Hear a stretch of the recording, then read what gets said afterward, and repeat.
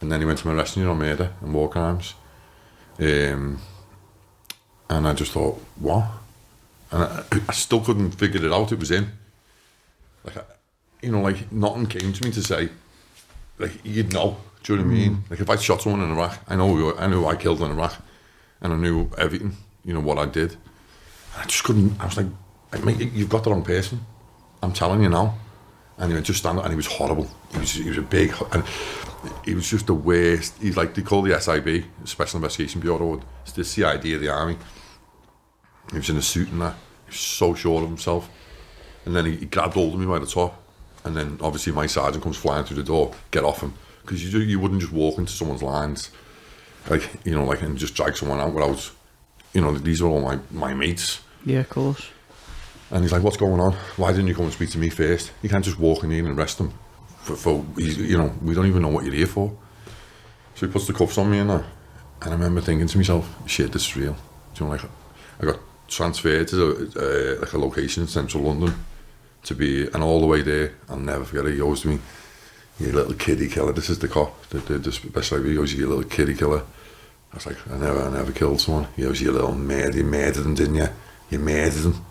Just the whole way travelling towards London. And I was like, look, and I was so polite throughout. I never was like, yeah, you fucking pig. Nothing, because I had nothing to hide. I was like, look, sir, I'm telling you now, I didn't do what you've said I've done. He went, fuck off.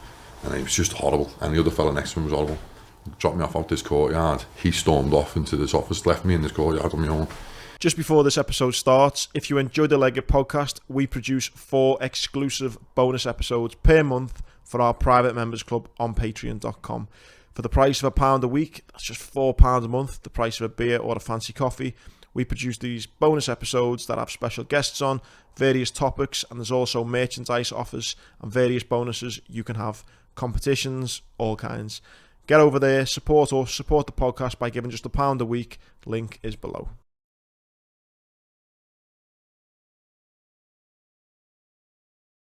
This episode of the podcast is kindly sponsored by Feel Supreme.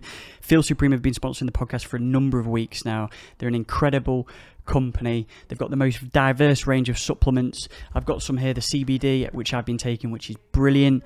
The mushroom extract as well, which I've been taking once a day.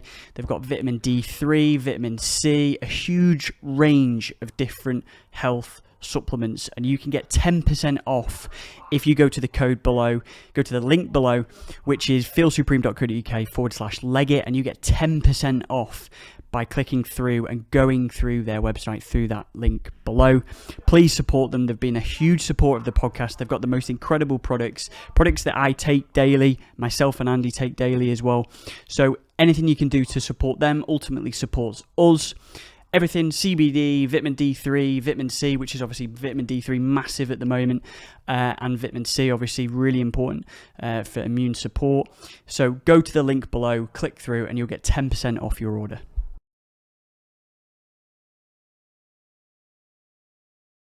Right, it's a Legit podcast with myself, Tom Wickstead. It's me, Andy Grant, and this week we've got Joe McCleary. Yeah. Thank you, mate. Thank you so much for your time as well. Thank you. Welcome. Really appreciate it. So a couple of days ago, a friend of yours, Martin Crowder, he messaged me on Twitter. He says, all right, mate, one of my mates has got a book coming out in March. His name's Joe McCleary, and it's about when he was tried for war crimes, and it's all about his story. I thought, fuck now. So you've got Martin to thank for this. Well, thanks very much, Martin. Do you know what I mean? I actually genuinely didn't know how that came about. Do you know what I mean? Because when you messaged me, I was thinking, because I know who you are. And I was thinking, wow, what's up going on here? Well, you've got a good mate there in Martin, and he obviously thinks Laurie and thinks your story's worth being told as it is, because you've got a book coming out. Well, to be honest with you, he's a cool guy. Like, I'm not so sure about that. Like, he wears like silk scarves and that. It's a bit too far for me. But, he's a cool guy. Yeah, been mates for a while, like so. And this book, then, what's the book called? The book now is War Trials. So it's basically from when I was in the army. Obviously everything was going so great, and then we went to Iraq in 2003. A young boy drowned to death, and 3 other lads swam off, and we were arrested for it when we come home. So it's just basically about the start of the book, of where I am, where I grew up, the mental health I suffered, everything just, like the whole world just crashed. Everything come crawling down. We've kind of just thrown your story into like 30 seconds there, but mate, I fit when Andy sent me the there was a few news articles and we can get them up now, but I could have sworn it rang a bell with me, and if we jump back then, so like to when you first joined the army then. Yeah. What were like? Oh mate, I was 16, and do you know what? It's funny because Bootle boy as well. Yeah, Bootle boy. Went to Sacred Heart High School, but I had dyslexia really bad, and honestly, like I couldn't read or write. And the teacher, like I was 14 when I got expelled. The teacher just kept saying like, it was an English teacher, and she just made me stand up and read all the time, but I couldn't read. So every kid would laugh at me. Every day in my school, I used to like dread going in. I say to my mum, "Oh mum, don't do it to me." And then this one day, I just picked the chair up and smacked it over his head. I said, "Oh, fuck you," and walked out the class. What, to the teacher? Yeah. And then they expelled me, obviously. I got took over it. I got took over the police car as well, and it was like amazing because I was 14 and I was from Bootle, and it was like my dream. I was like just cruising. I was like, "Damn it, you couldn't do another lap with the lights on now." And just take a little few waves to me mates, like by the Queens. But yeah, that tends to happen when you smack a teacher over the head with a chair. Yeah, it does. Yeah. To be honest with you, the two teachers flew through the room and dragged me down the stairs. But I tried to explain myself. Do you know? I was like, "Look, I can't read or write." It's kind of a form of bullying, that though, isn't it, from a teacher knowing? They knew it, but dyslexia and stuff like that wasn't picked up in like the early time, like late 80s, like start of the 90s. It wasn't happening. So, and like I used to go in a class with this kid. I knew I had something wrong with me because there was just two of us in the class of the whole school. And this teacher used to talk to me dead slow, and I'd think, like when a fella talks to a foreign person, you know, and he's starting to speak English and sort of his language at the same time, that's how they used to speak to me. I think, wow. So things just weren't going well, and I don't think if I'd have left, like if I'd have stayed, I'd be in jail. It was just, there wasn't nothing for me. And I remember going into the careers office in town, like James Street. Yeah. And there's a fella called Sergeant O'Brien on the front desk. Now I thought the army was the army. I actually went to join the Navy. Do you know what I mean? Because my uncle was in the Navy. So I goes into this door, and I was thinking, wow. And there's just one fella on the desk in this camouflage uniform. I was like, all right, mate, just want to join the army. It's like Irish Guards. So I just thought the Irish Guards was the army.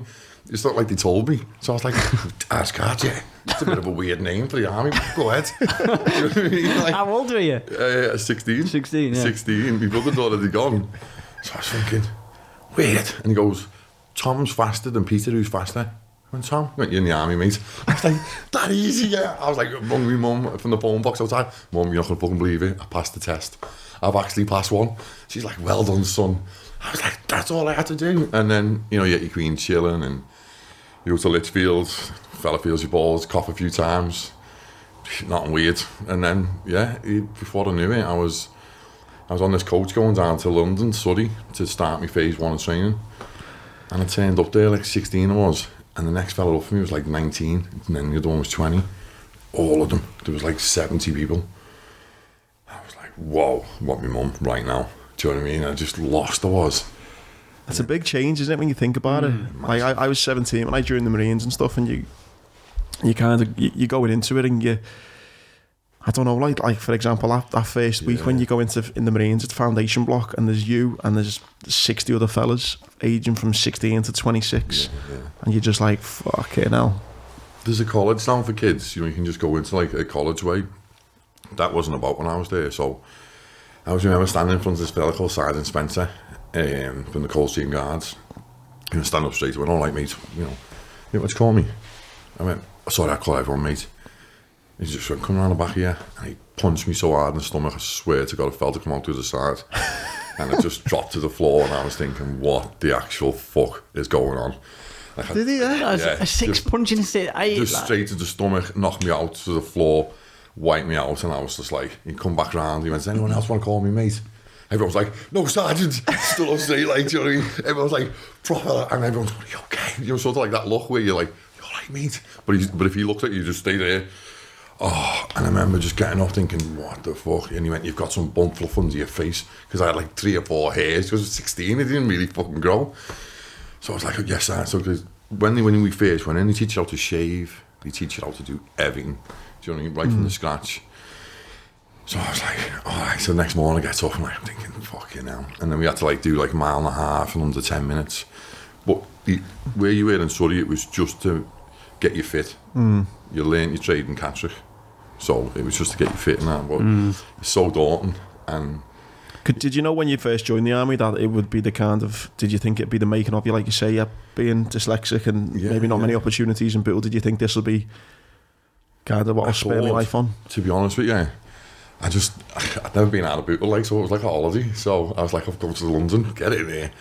But I'd been to London before. I went to work there with my dad. By being 14 to 16, I had to wait around, so I went to London to work. But when I joined that army, it was just like, it built me respect. Do you know what I mean? It just made me a man. It showed me the way forward that I didn't know. You know, I was no told like in Bootle, like we were good lads. Like we weren't robbers or nothing, but we were always up to no good. Do you know what I mean? We'd be out till 10. Like, because my mum was like on her own, so she'd just work. So she couldn't keep attacking us. So we were out. Yeah. So, a lot of people, I always think 16 is just. I mean, can you go to war at 16? Yeah. 18. Oh, 18. Right, yeah. But even 16, I think when you've just said that of going down there, there's two ways to look at it. Either people would say that that's so young, it's too young to send someone, but then at the flip side of that, then it helped you, didn't it? And it teached you things that maybe you didn't know, and I hate the phrase "become a man," but I suppose do you know what, that phrase for me is right, but it is. I felt like I was achieving something. Do you know what I mean? I put that uniform on, it meant something to me. I wanted to be there from start to finish. The training got harder. Don't get me wrong. There was times when I wanted to jump. I was thinking, too much this. The Surrey bit was easy because it was just running and getting you fit. It's when you got to Catterick and you learn your bread and butter. Wow. We had a fella that looked like G.I. Joe. Like, I swear to God, named Sergeant McCown. Ridiculous. He had the moustache. He was massive. We all lined up in this corridor. I've got hair and that, a little, like, short back and sides and that. And then we're all sitting along in this chair and he goes, haircuts, £4 each. What do you want, son? Just a bit of short back and sides, Sergeant, like. I said, yeah, skinned it off. Next, he was going on the lash, you see, so he wanted money. So I was thinking, fucking hell, this is too much. And I was thinking, where's it gone? And I don't look good with a skinhead at all, man. I struggle as it is now, do you know what I mean? And I'm thinking, so we all just look like just a convict, just like we were in prison. Yeah. It's a big culture shock, isn't it? Well, yeah, because in the guards as well, you have to bull your boots, it's a lot of marching, a lot of stuff like ceremonial duties. We were a bit based away. We didn't have an officer because there wasn't one available, so we just had a sergeant, and then we had a warrant officer. And he ended up getting pulled aside because he beasted us that much. He was spotted from the side, and he said, listen, you need to ease up on them boys. He was ruthless. 19 finished out of 70 people. 19 soldiers finished the course. Yeah. On bayonet training day, it's like 17 then. And the other set out, and then it's 4 o'clock in the morning, just fast asleep on the floor because I didn't want to mess my bed up. Yeah, because it's all ironed. Yeah, it's all ironed and perfect. So I'm just in my sleeping bag, like just on the deck, loving it. Next, just comes flying through the door. What's a bayonet for? And I was like, to stick on the end of your rifle. He's like, no, you knobhead, to kill. And I was like, whoa. His eyes cold in January. He starts shooting us with a hose pipe. Just battering us. Sounds like you had a fucking few issues this night. Honestly, you couldn't even make it up. And next thing you know, we beasted us for hours and hours and hours. What's a bayonet for? And you had your rifle over your head. It's just like, to kill. I was thinking, fucking hell. That day went past and then you have a doll on the side and you just start stabbing it. Yeah. Once he lets you go, and then he puts you in a pen at the end and goes, drop the knife, because you think, I'm going to stick this in your fucking head. He's like this big beastly bastard. Oh, so we got back in, and the next day I woke up and I thought, damn, don't want to do this. It's just killing me. So he knocks on his door. I said, hey, Sergeant. I said, I want to leave the army. He said, I have a window, you have 2 windows you had then. And he went, all right, son. I said, come in. So then your sergeant went, lean forward. He smacked me on the head with his pace stick. He went, you're doing well, son. Now fuck off out. And I went, all right, sound, yeah. Oh, because I was made up like that. He said I was doing well. Never paid me a compliment for 16 weeks. And then he's just, because people were dropping that fast looking back on it. He was obviously worried. He needs us to stay. Yeah, of course. Yeah. But look, then I was just thinking, oh, fucking great, boss me. What year was this then? Yeah, 98. 98, alright, okay, yeah. I can imagine a lot of those practices have changed a little bit now. Yeah, I can imagine. With the, I was 16, yeah. political correctness, so now you can... Oh, mate, I was 16, yeah. We had to do milling in this field where you just stand in a puddle and just knock, like 30 seconds of just fighting, just punching, no kicking, just punching each other in the face. I've never seen so many people run at me because I was 16, I was just not filled out or nothing. So everyone's like, Joe McCleary, and I was just like, what are you doing? And then my sergeant's like, no, you can stay out of it. And I was like, I ain't staying out of nothing. Then I got knocked out, like, do you know what I mean? 10 seconds later, like, just, this fella's bastards just battered me, and I was like, I got up and I was like, yeah, I'm all right. Inside, I was hating, man, but I wouldn't show it. When you after your training, then where are the Irish Guards based? We were based out in Germany. So you do like 4 years Germany, 4 years ceremonial duty London, then Aldershot.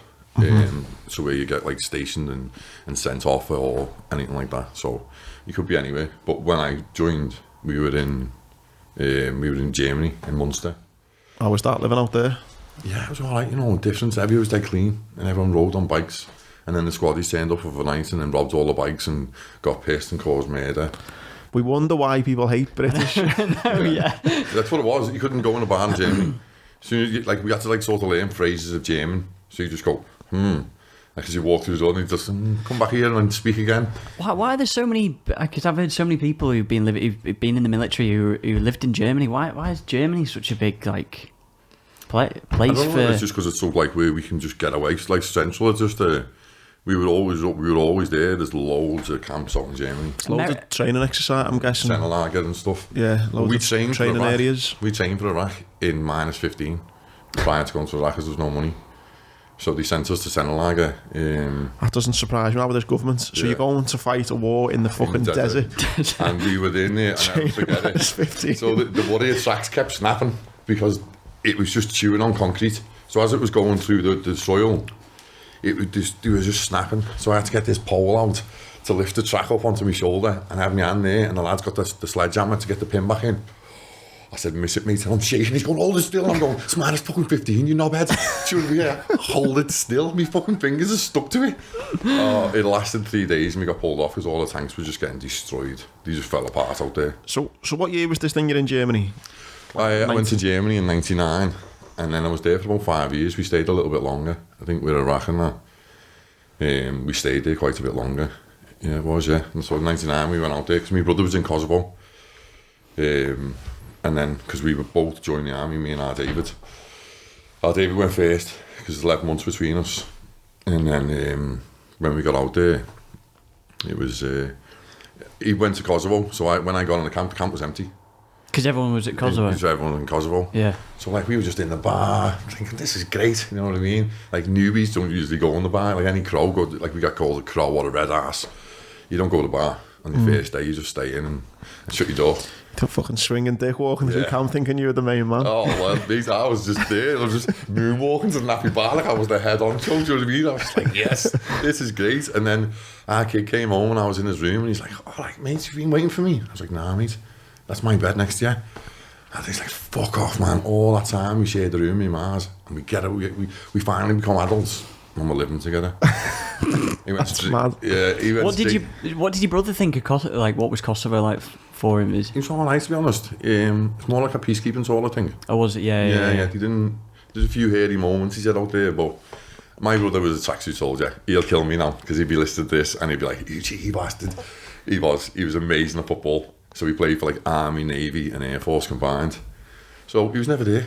And any sergeant loved him because he played footy. Do you know what I mean? So that is a thing in the military. I've got lads who are in the Marines were like that, like tracksuit soldiers. Tracksuit soldiers, yeah. You like that. Because you can represent the military at a sporting level. So they'll just take it away from any fucking bullshit jobs and they'll... To play sport? To play sport, yeah. That is mad, that. I didn't know that. You can go everywhere. You know what the lad I got blown up with? We were, just before we deployed to Afghan, we were on a shitty exercise in Norfolk, training to go to Afghan. He fucking gets a knock on the fucking door, right, Ian, you're going to, I think, where was it, America or Cyprus for a week? We're in the middle of preparing to deploy to Afghanistan. He fucked off for a week or 10 days to go and play football for the Marines. You'd think if they were you'd think, wouldn't you, that if there's a war going on, you'd think, right, let's not have sports on the edge. That's why we fucking probably got blown up. He fucking missed a bit of training to look for bombs. Yeah. That's like I kid, like, you know, if someone's there, our David would be like, hey, but I was in the army now. Was you? You may as well say you were in the RLC, mate. Yeah. You know what I mean? And then you were a chef. Yeah. No offence against any chef in the RLC if you're listening, do you know what I mean? But you're not in the army. But he goes, David, like, he turns up, and then we just shared the same room, and we were always best mates anyway. So we're really close, me and my brother. Maybe not after this for a little bit. You know what I mean? But he'll get over it. You know. That training that you did in fucking -15. What they training you for Iraq then? What they? Do you know what? It was. I remember my sergeant saying to me, "Don't leave. You have to sleep with your boots on." I was like, "Shut up, you divvy." No, sometimes he winds you up. So I took my boots off, let mate do a frozen stiff, go and get back on. And he's going, "Is everyone to the front?" And I'm like, "Fergie, I've got a problem." He's like, "What's going on, Joe?" "I thought you were taking a piss." And he's like, "Nah." So I had to stick them onto my ball sack to try and thaw them out, and one under my armpit, and put my socks under the other armpit to try and warm them up. And I was just, everyone was on an exercise, everyone was sitting outside, like, all done the told, and there's just me sat in my sleeping bag trying to defrost my boots. Do you know what I mean? Like a proper crow, and I was like, I was like a proper battle rattler. I was just like, everyone was like, "Joe, I'll be back in a minute." Start the tanks up, trying to put my boots on them. Finally got my feet in, and they were trying to give lessons. It was that embarrassing. The snow was just piling down. You couldn't even see the fella in front of you. And he's going, trying to give you some back. Like, when we were debusting out the tank doors frozen solid, couldn't get out. You know what I love about this, though? People have got this view of the military, and it's all like so run perfectly, and it's so trained. And hearing these stories, it's bringing all stories back to me, and you think, how the fuck we're winging this? It's like, I wing everything. Do you know what I mean? Like, someone will throw me into, and I'll just think, oh, bollocks. Like, just know what I'm talking about. But, you know, the one thing we did have in the military, though, was like a gang of brothers. Do you know what I mean? Like, even though, it's like the American soldiers, when you took their stuff away from them, they like refused to soldier. There's nothing you can take away from a British soldier, because he's just like, fucking have that. Just make it work. Yeah, just make it work. And I think that's the mentality that he brought into you from an early stage. Like, when we were eating, like, when we were in the Kuwaiti desert and the Americans turned up, they were just like pulling this packet of heated his dinner up straight away. We've got like pots, pans, bit of freaking fire going. Do you know what I mean? And it doesn't bother us. And if you took that away from me, it's baked beans in it and a bit of sausage in it. Or treacle pudding. Yeah. You know what I mean? Shove it up your ass, don't want it. Do you know what I mean? But the Americans, if you take they have like jalapenos and different types of cheeses. Yeah, they have it all, don't they? Yeah, and you just think to yourself. And like, they turned up with a Burger King and a KFC in the middle of the desert.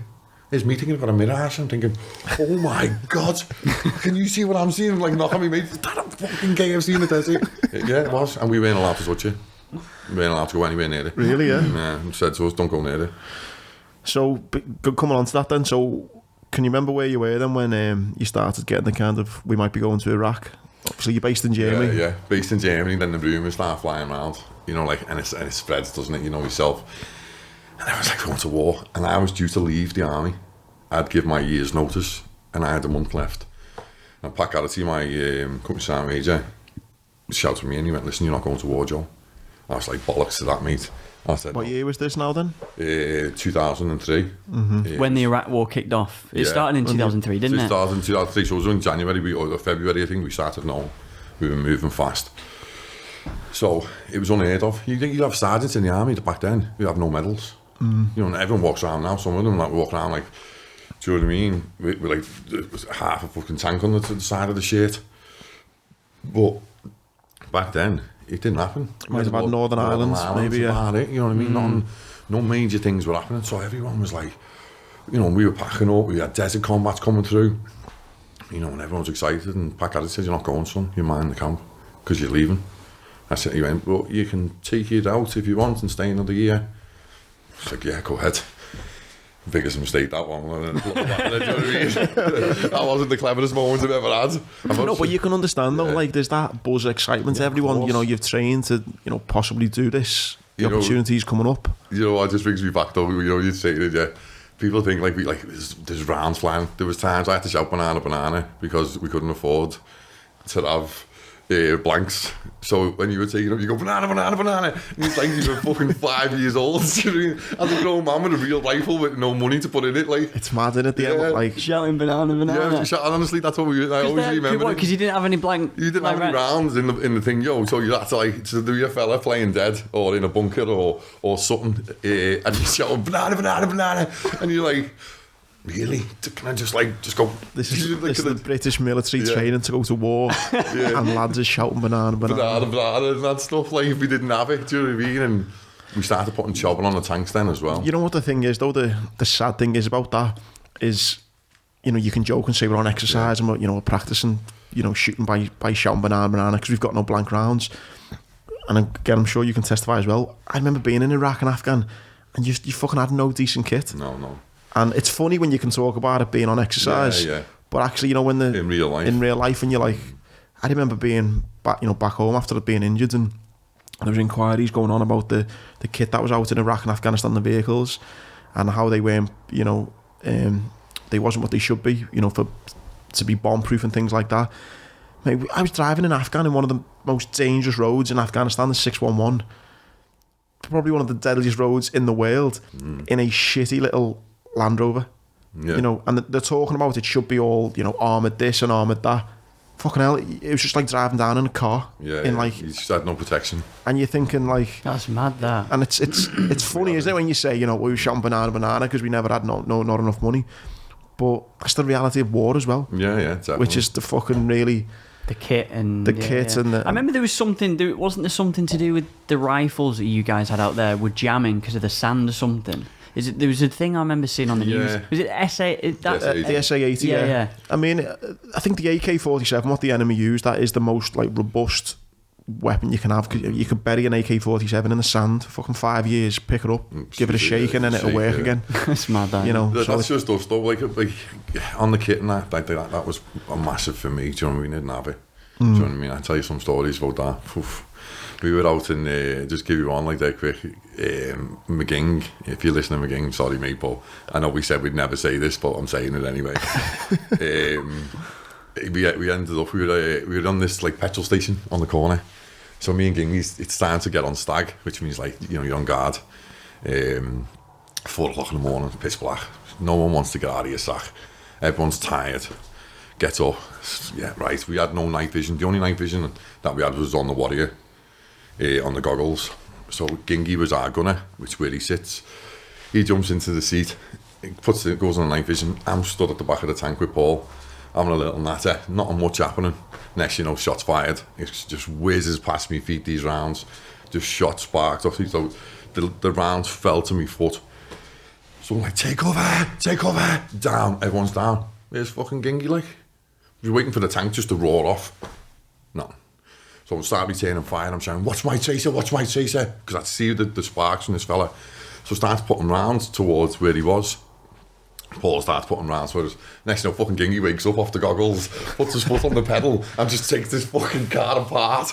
And I'm like, stage fire, Gingy's fucking dead, he's gone ages ago. Gingy's like, alright, and he was from Birmingham, so he's like, yeah, I'm alright. I'm like, I'm not fucking alright, you stupid bastard, you fell asleep. And like, we can laugh at it now, do you know what I mean? But like, and don't get me wrong, no one went to town on him because we were exhausted and everyone sort of sympathised with him. Yeah. It was just that tiring, you were just had nothing.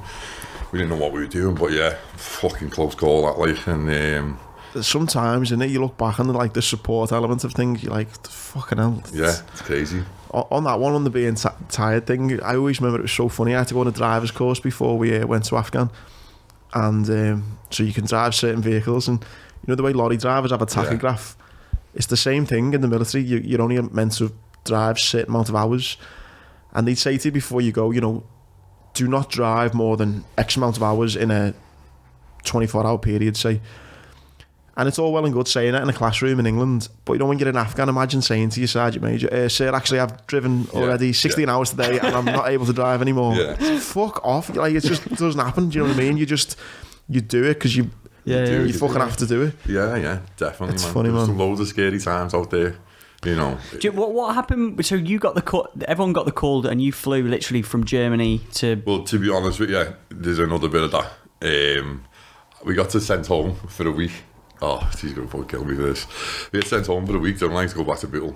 Listen, my mum's my best mate. Oh, she's brilliant. You know, we're so close to her, me and my brother, and Nobby, Carlos. We were so close to them all. So I flies home, didn't say nothing. I'm not saying nothing to my mother, just going to surprise her. What, you're not saying nothing about going to Iraq or not? No, she coming knew we home? were going to war, and I phoned her up and that from the phone box, which, you know, like you don't even think Back in about. the day, yeah. Back in the day. So we had, so I just said, look, Mum, I'm going away, and so I thought, I won't tell her. I just fly home, go and see her. Gets the Bootle and that, puts my key in the door, and was up, there's me man naked. What the actual fuck? And I'm like, holy shit, I've covered my eyes and everything. She's going, I'm sorry, son. I'm like, what the fuck are you doing, Mum? And she's like, oh, I'm getting ready for work, no one's in the house. I'm like, stop speaking to me and put clothes on right now. She's going downstairs, she's like, you can open your eyes. I was like, I can never, ever open them. You know, people think that I went a bit nuts from Iraq. I think it was me ma, to be honest, but I got sectioned, you know. I was just like, brilliant. Wow. And then the whole of that week was just so awkward. I was just like, I can't even fucking look at you. And you could have put Davy Gay, didn't they? I was like, oh my God, Mum. And she's like, oh, you could have said you were coming. I said, I will always ring first. Yeah. Even now, to this day, I think I always knock on the door, even though I've got my own key. I just knock. Never going to surprise you anymore. Yeah. But then we went out then and we come back. How old were you when you went to Iraq then? So 20, I think, 21. Yeah, about 21 years old. But as you said, I was invincible. Everything was going well. And sorry. So when you're 21 and you go over to Iraq, so how long had soldiers been in Iraq before you arrived, or were you like we were the first over? The first, really? Yeah, we were ahead of everyone. Well, obviously the SAS would have been in. But yeah, we were training twice a day. You know, we were doing like in the army. Yeah, you'd always get like someone like who's obviously banged on a few pounds. You'll get it in the Royal Marines. I don't mean to be disrespectful for them because every like soldier counts, but the one who can't run no more or he fucking blags an injury, you know what I mean? He just doesn't, like, he ends up in the stores or he works somewhere or something like that. And I just remember this kid, like, I can't remember his name, he was quite a big lad and he was going to war. He was always at the back of every run and he used to beast us while he caught his breath back. And we used to have a metal stretcher we used to run with in Germany and he stuck him on it. Oh my God. Then we got back to the lines, we fucking battered them. He's running with this lad now, looking at us on the top of it. He's going, I'm sorry, mate, sorry. Don't say sorry, just keep going. You stupid bastard. But yeah, the training got ramped up. And after training, we were on the tanks putting all the chopping on. So it was serious, like. But we never really knew what we were going into. We'd just been fucking getting snowed in. Do you know what I mean? We just made an igloo. We had snowball fights. We had this massive snowball fight. It's like, I can't tell you how boss it was. It was like one of the memories of the army. We were just all lined up in the tanks. Next thing you know, it's just someone lashed a snowball. Well, you're talking about a battalion of men. This just went nuts. There were snowballs flying everywhere. Everyone was getting them cracked on the head. I think someone was putting stones in them now. It was getting a bit heavy, so they were like ice, man. And then it was just like each company just had this big, massive snowball fight. That's the prep for Iraq. And that was the prep for Iraq, like, do you know what I mean? And people don't realise that. When you got there then in 2003, what was it like? Was it a kind of moment where you thought, shit, like, this is real now? Or was it like... Do you know when I thought it was real? Not the plane, everything, the flight over there. It was a civvy flight as well. We went on a 747. Sitting next to me mates and that. I was dead cool as well because I got extra leg room. I was paying for it because I thought the flight was ages and I had the one by the door, so I was just lying in having a little sleep. But when we got off in the Kuwaiti desert, they had the Quran playing. Then it became real. I wasn't in England no more. Them rounds of my rifle were real. Do you know what I mean? Things just, the minute I come off that door, since the door opened, like I did the Quran, just knocked me for 6. You know, I'm from Bootle. Do you know what I mean? I'm not well cultured with other people. Never really been. The furthest I've been was Germany. Yeah. I was still a young kid. And then it just hit the Quran going. And I thought, this is real now. When I think the first ever, what I remember about the start of the Iraq War, I don't remember what I've seen, is that I think there's like a footage of on top of a hotel when it's like ITN, I think it was. I remember. Yeah. And they started bombing. I don't know if it was US forces or something started. It was at night, wasn't it? At night, just lit up the whole of Baghdad, I think it was, wasn't it? And then like, I suppose what was your role then? Was it to try and overthrow Saddam, or like what? Excuse me. My coffee was shit, by the way. I was like washing it down, like just to try to get it out of my mouth. Only joking. But no, yeah, our role, to be honest, was so they still had, people understand I'm fighting for them within Basra. I see you were in Basra. Yeah, I was in Basra. Not Baghdad, right? No, I wasn't in Baghdad. I was in Basra. Right.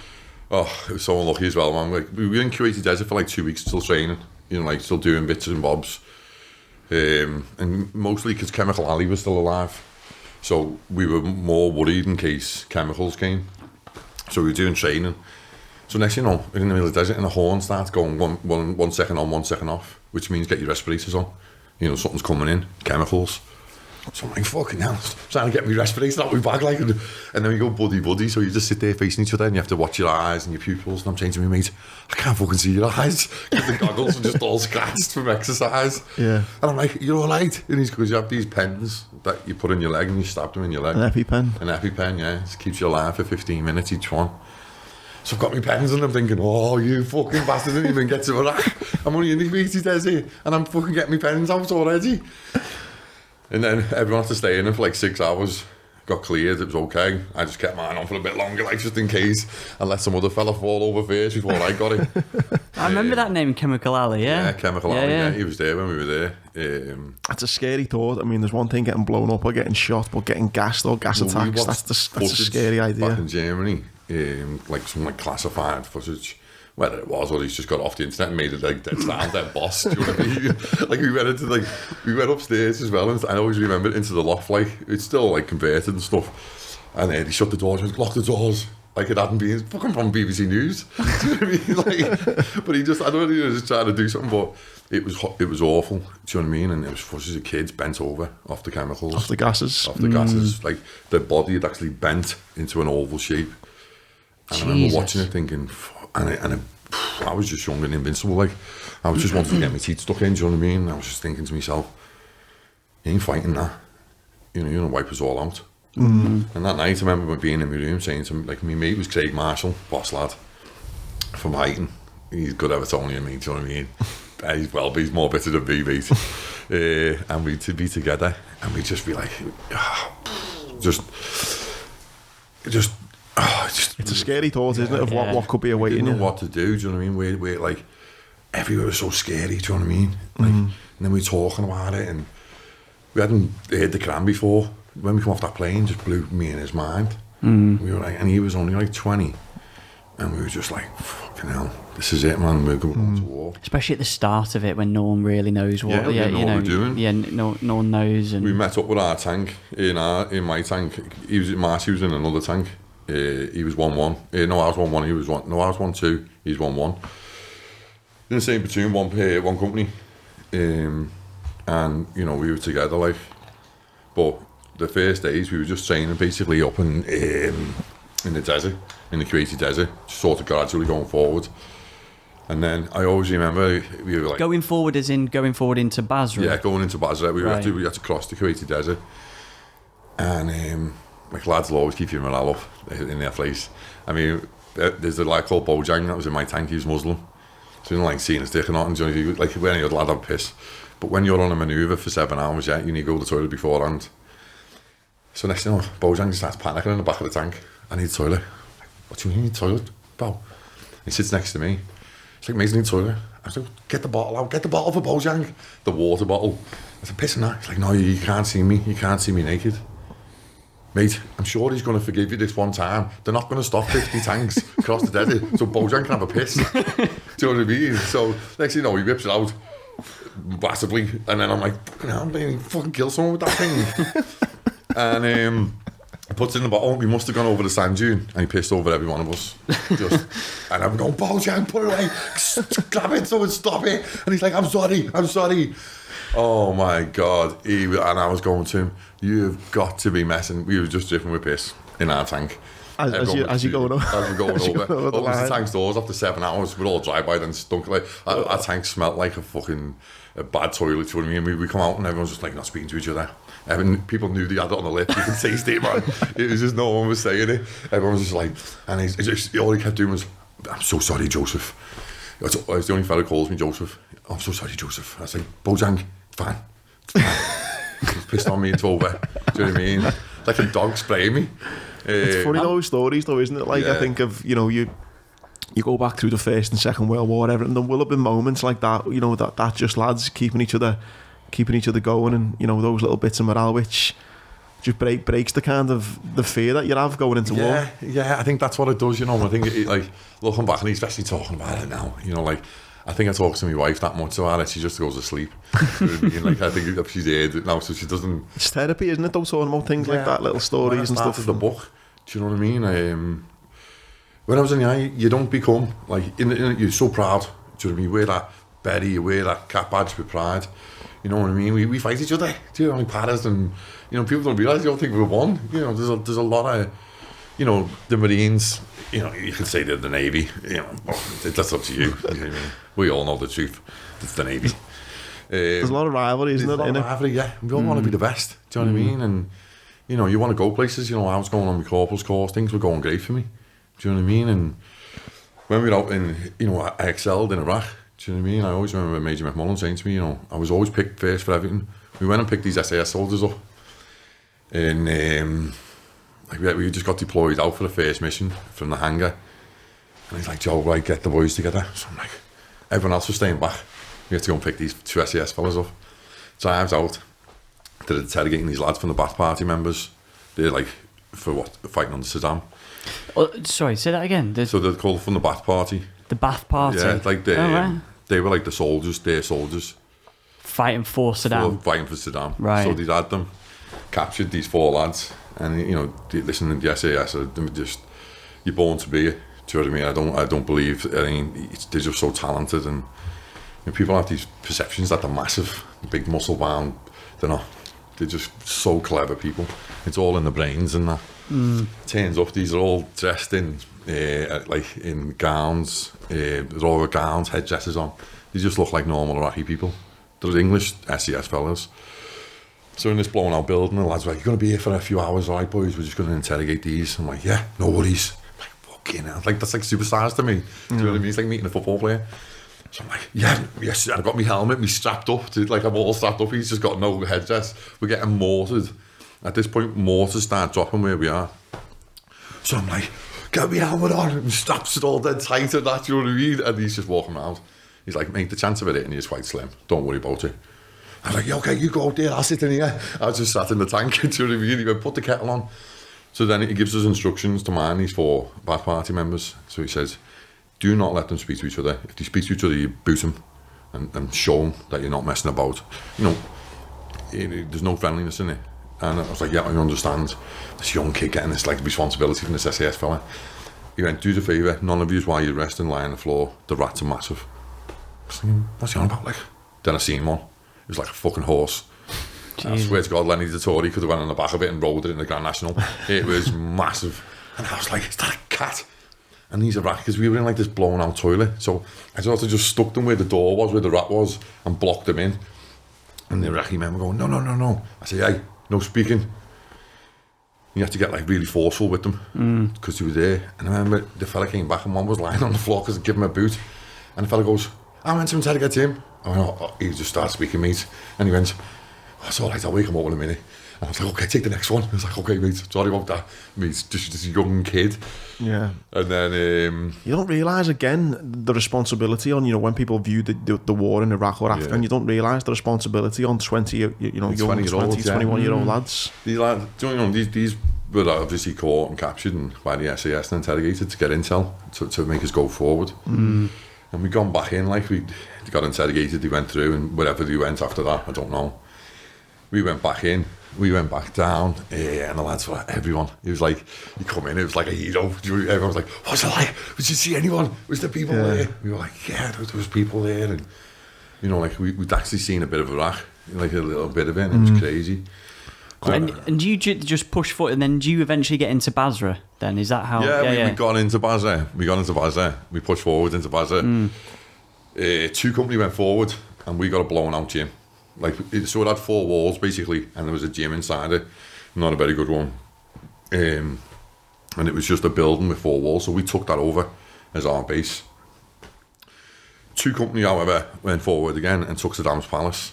Did they really? Yeah. So they lived in a palace. we lived in a fucking dump. Do you know what I mean? I mean, I'm talking Trampville. I've heard stories of people finding, like, raiding Saddam's and there was, like, gold everywhere. There was fucking... There was a 9mm gold gun.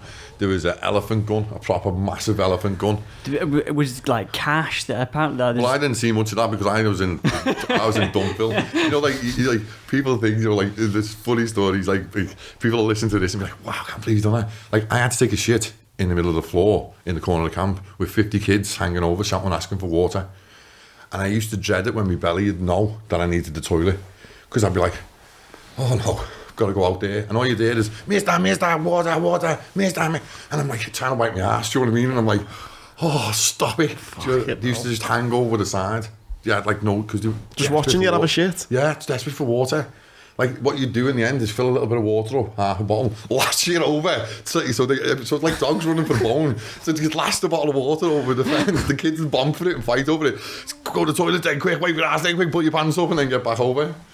Yeah, it's crazy. So what was that like that then? What was just the day-to-day kind of fighting? So and once we took the start, we ended up going into fight. So we went into Elysium to start with before we even took that building over. We went into Elysium and we fought all day, like the whole day. We were shooting, putting grenades through the door, shut the door. We cleared the whole building out. It was exhausting. I mean, I remember I've trained for this for all my life, but when it's real and when it's going, your adrenaline takes over. Don't care what anyone says. And we put an RPG through the door, and just like blew it up. And I think by that point, the Iraqis were like, "Fuck this, I'm off." But some didn't. Some wanted to fight us, and then we literally gone in that night into all-round defence. Everyone was exhausted. You know, people had seen stuff that we, you know, I don't really want to talk about, but in war. And so you just all settling back in with your own boys, and next thing you know, all of a sudden, just out of nowhere, hell let loose. Like it was like bonfire night just going off in the middle of our centre circle, and we couldn't return fire. And I could just hear man down, I could hear screams, I could hear noise. Everyone's just trying to get into cover. 2 mercenary soldiers had opened fire and killed Molly and Muzz and injured 4 others, which were possibly going to die. And I'll never ever forget it. That next week people came in, I think they were the paras, and we got put in this building. Pitch black, no electricity. We got put in this building and someone had said Molly died, Muzz has died, and the other lads are fighting for life. Now I'm in a room with men, all men, and there's got to be 40, 50 men in that room, and there wasn't one dry eye in there. Everyone was crying. Everyone was hurting. Do you know what I mean? In their own way, everyone was hurting. And I think, fucking hell. 5 hours later, this lad lit his fart on fire. just lit his fart on fire. I swear, how the fuck he even thought of it? But it lit the whole room up like a flashbang. Just poof. Just broke that thing. Yeah. And then he done it again. And then everyone done it. Anyone with a lighter who smoked was lighting the fart on fire. And it was just like poof. Throughout the night, just little fucking burst of light. Yeah. And people just laughed. And then, but we knew the next day that this is fucking real. You know, no matter what, this is a dangerous place. And they want to kill us. And, you know, they don't have things painted on them. I say the soldiers. They just, you know, we all know the soldiers because we wear a uniform. Yeah. They don't wear no uniform. Ever. Just then, I guess, just heightened everyone's... Yeah. Everyone got serious. If you weren't serious then, you were fucking serious now. Very similar thing happened to me when I had 6 or 7, 8 weeks maybe in Afghan, and we were taking the fight to them. You know, we were killing a lot of them, having a lot of success, and no one was getting hurt. It's like, this is great. I came home for 2 weeks, done my 2 weeks at R&R, and as I was flying back, my flight got delayed because 2 lads had been injured, and we were like, oh, fucking hell. It later turned out that it was 2 lads from my company who I shared a room with. And it was a lad that lost an arm and a leg, and another lad that lost his foot. And when you got back, I noticed the difference. When I left, it wasn't gung-ho or nothing, but it was, you know, still professional, but it was like, you know, this is good, we've got the upper hand. And when you got back, it was like, this is fucking serious now, people are starting to get hurt. And you could just tell the mood had changed, and it was just I think sometimes takes something like that on a tour, doesn't it, for someone to get hurt or lose their life, and you're like, fucking hell, this is... It's not I mean, to be honest with you, it got serious that night, and whoever, they must have grabbed Molly because he took his headset. Now, the headset that we use, it's only 100 metres. Just a little one, you don't like to press it. Or like me, I can speak to him, you speak to you. You know, you have to be 100 metres in a radius for it to work. And I'll never to this day forget that voice. As long as I breathe, we were all lying on the floor. And it said, you bastards, you're all going to die, in an Iraqi voice. And I remember Fergie booting the back out of me, booting everyone.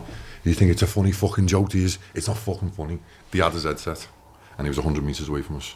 Fucking hell. But there was that many buildings around us, and we searched. Oh God, we searched for them. We went through doors, you know, we lost it. Yeah, minds were gone. We were hurting inside. Hours, you know, not even 24 hours after it. But that's dangerous though, isn't it? When you see, like me, I would do exact see fucking red, because then you just like, you lose. Once you've lost your head, you've lost it, haven't you? And if you take risks that you should maybe risks, should. Yeah, of course. Do you know what I mean? You do, and you know, you're a family out there. You know, that's what you are. You're your brothers. Do you know what I mean? We were, you know, if you don't get on with someone, you don't want to see them hurt. Yeah, you of know? course. You know, but you know, then it got real, and then that's when we moved forward. When we took over, this 4 walls, this old gym. Fucking dump. We looked after the fella who owned it. He used to make bread every morning, and I thought, fucking hell, I hate raisins, and they weren't raisins, they were fucking dead flies. I remember seeing a wing in it, and I was like, I was starving, and I just picked it out and flicked it, and I was like, here, raisin. It's not a fucking raisin, bro. It's a fucking fly. You just like, because they were just everywhere. You just felt like a piece of shit some days, because like they were all over their bodies. Next thing you know, they're touching you, and oh God. The worst thing was we had a position called God. Yeah, those these things. So you have to go 3 sets of ladders. Now, at one point when we were out there was a viral disease going around, and you think you've had diarrhea before, you haven't, and you had to get sex. You literally got jailed. Yeah, you weren't allowed because you couldn't have it spread through the company. I'm climbing up to go to the position. There's a lad behind me, and it just come over me. And see, this is another thing about the kit. What people didn't realise, we had 1 set of uniform for the whole 4-month tour, not 2. 1. That my arse was hanging out of it. You could see my arse cheeks. I know, because they would have brown spots on them where the sun had hit them. You know, we had no kit whatsoever. The one we went out in was there. We didn't have any underpants on. So like, you'd like get a wash, and the lad would be at the bag on top of the tank. You'd have a quick wash, just standing there in your nud, waiting for you. Like, your clothes would dry in minutes. Yeah. But the more you scrubbed them, the worse it got. And so when I said to me, mate, he was going, "Is that shit on my head?" And I'm going, "No." I'm sorry. And it was just flowing out to me. And it was flowing, and he's going to me, "You had Joe?" And I'm going, I'm just holding onto this ladder, and it's just happening, and I'm going, "Oh mate, I'm so sorry. I'm so sorry." And he's running down this ladder, and I got put in the isolation room with 1 set of combats. I had to script my own shit out of them. And I'd rather do that than have fucking shit on me. Oh no. In the end, we stopped going up the ladder like as a pair. Like, it could become a rule where you just go up just in case something happened. But there was no holding it, or like, it just went through me. And I'm going to him, I'm so sorry, just like trying to get down the ladder. And I just stood there on this ladder holding it, just thinking, motherfucker. It was horrible. And then you were sectioned into a room and into the because we were starving. Yeah, we had it in Afghan, a D&B tent. If you got D&B because you're drinking the water, you had to go, and you just got fucked off a few days until it passed. Yeah. We got put in this little, just like the side of this gym, there was like a door, and literally just had 1 bed in it. People would drop food off at your door, knocking and fuck off. Like, you couldn't speak to anyone. Like, if it spreads through the company, you're all fucked, aren't you? You're in trouble, like. Trouble. We had some funny times. How did... Because I remember reading, Joe, that obviously the reason why you're here is because, was it a week or a month before you were due to leave Iraq that there was this incident which... Yeah, so what had happened was, like, I've got no issues speaking about it. It's just, what had happened was we were in the hospital, so we used to have like stints and that, so we'd have like 3 days you guard the hospital, 1 day off in a camp, and then you go on patrol out on into the, you know, and then someone would go on quick response, so you'd have jobs to do within it. So it was my turn on the hospital. So where we were stationed was just above the like where the incubators were for the kids, and it was awful, to be honest, but it had like again, 4 walls and an actual toilet, not a hole in the floor. You know, nothing worse than that. And every morning she used to get up and give me water, one of my bottles of water, to the nurse downstairs so she could give it to the kids. And nothing really much happened there. And then we got a call, shots fired, Luton. So we deploys out my section. I detains a looter, and then he detains 3 others. Looting as in like, Yeah, just like looting the hospital for furniture or food or whatever they're trying to get. You know, I was fit as well, so you ain't outrunning me. And then I got them. We brought them all together in, it's just like puddle of water it was. So they were just in there. And then the locals shout, Alibaba, Alibaba. And they cut your hands off out there for robbing. Next thing is the locals start picking up bricks. I ain't talking little stones, I'm talking bricks. I'm throwing it at them. Some of them were coming at us. So my side. So what, the locals are throwing stones at the looters that you found? Yeah, and they're bricking them. They're going to brick them to death. So my side, I won't like mention their names now, but like my side came round with the tank, and then he saw that the tank door opens up. He's like, get him in. Takes him around the front of the hospital. He goes up on the radio. I don't really have any comms with him. He says, Gingy, get in the back of the tank with Joe. Thinking Gingy's the gunner. So he then becomes the gunner, and then Cookie, the driver's that side. And then we goes out 15 minutes, but what you got to understand, in the back of a tank, we don't have a mirror. We don't have like a window where you can wind down and just put your arm out. You don't see nothing. But I know we've been in there a while, so I've got 4 there, and they're getting a bit uneasy, and us too. You're not going to, I'm thinking, where are we going? And then all of a sudden, the doors opened and we were at Bridge 4, on the bottom of it, like by this river. So I'm like, weird, why are we here? Unties them, each one. As I unties the first one, he bombs it to the water. They obviously think they're going to be shot. The thoughts of them Iraqis are like, we're just going to get shot here. And that wasn't the case. We were never going to do that. I think what it was just a punishment that you'll walk home now. Don't do it again. That was the punishment that we were doing, because there was just that mass looting. We were police officers one day, and we were trying to keep the peace, and then we just fought a war. It was just, no one knew the role. So I just sort of went with it. Looks up to the top and he's like, just let him go. Sounds, no worries. Takes the next one off, he runs into the water. He swims to the pillar of the bridge. And then the young lad who died, he went into the river, but he sort of just fell back. And then went under. Come up, and I thought, he's in trouble. So we went forward. The more we went forward, the more he went away. So then, as we're there, I think, is he okay? Is he just, I didn't know whether he just dived under to try and avoid us and swim 100 metres down the line and then pop up. So Cookie's a bit panicked, and I'm like that, and I'm thinking, what's going on? And then I turned my head over to my sergeant, who's got the headset on. He does a signal, which is like that, or like, get in the tank now, mount up, double time. That's what that means, double time. And then in my head I'm thinking, all the lads are in trouble at the hospital. We've left them with no tank, and there's only 3 of them there. So I say to the boys, I make that choice on the ground. Right, mount up now, let's go. Mount up the tank pulls away, we bombs it as well, and the other tank was going full whack. I'm thinking, something's going on. Opens the tank's doors, bombs out the tank, nothing there, the lads are all fine. And I was thinking, hope it's everything alright, hope the kids just swam.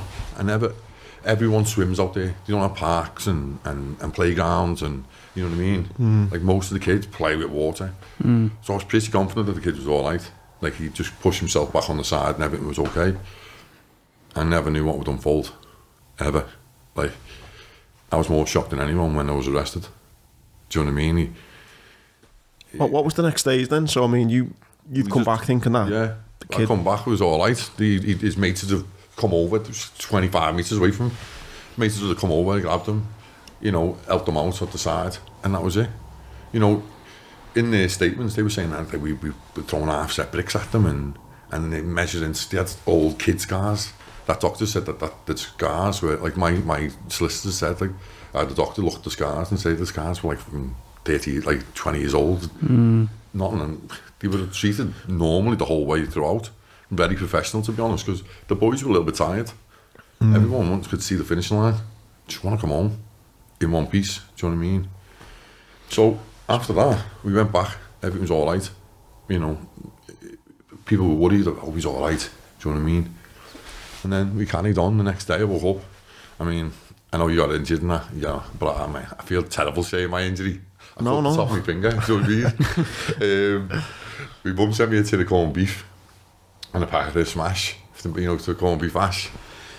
And I was like, it finally come through this parcel because there was just no mail coming through. And the fucking key snapped on the corned beef. Nightmare. And I pulled the finger and then chopped the tip off. Like it was hanging off. I just stuck it under my armpit and ate the meat. It was starving. And I had to take the trigger guard off my finger because it was my finger that I use it with. So I had this big bandage in there. Oh, fucking hell. And obviously it's nothing, you know what I mean? We can compare it later on. Yeah. You know what I mean? But yeah, that my little scar there came back with me. But that was your biggest worry up to then? yeah, that was my biggest worry. Like except when he fell asleep on the goggles, I could have got it there. But apart from that, like there was loads of scary nights out there and loads of tiredness. Every night there was gunfire. Every night. And you get back to the hospital and everything's fine, and you wake up the next morning then, and then is that when? Yeah, who arrests you, or is it? No, it was months down the line. So the tour just continues. You think it continues, right? Yeah, nothing happens. It goes to Northern Ireland straight after it. I'm in Northern Ireland. So you get back from Iraq again, everything's cool. Normal, cool. Yeah. Everything's boss. I'm going on my corporal's course because it got hold. I goes on my corporal's course as planned. Everything going great. My career's good. I excelled up in Iraq. You know what I mean? And I'm loving life back in the army. You got to Northern Ireland, did you say, as well? I was in Northern Ireland, yeah. It's quiet out there, nothing for us. Except one kid because this kid, we were there at Christmas Day, so we were on patrol. The kids don't like you being in the town on patrol. They throw stones at you and that.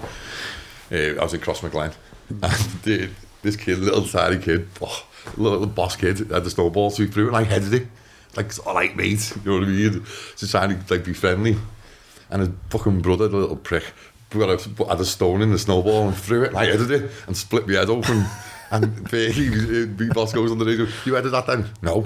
Just put me berry on, and it's where it's green, it's such a big patch of blood. I was just holding it to stop the bleeding because I didn't want to show the lads that I'd headed the snowball. So when does the real when do you get arrested, or do you get arrested, or is it word of that something might have happened to that boy that? Yeah, we had to go to a line-up first, so I knew something was up. So how many years was this? Months, 6 months after, maybe 8 months after. And then 8 months after, yeah. And then I was sitting in my room we transferred over to London this time to go to ceremonial duties in Wellington Barracks in central London. And no one has a telly licence in the army. Well, yeah, they do. If you're listening to the telly licence one, they do, yeah.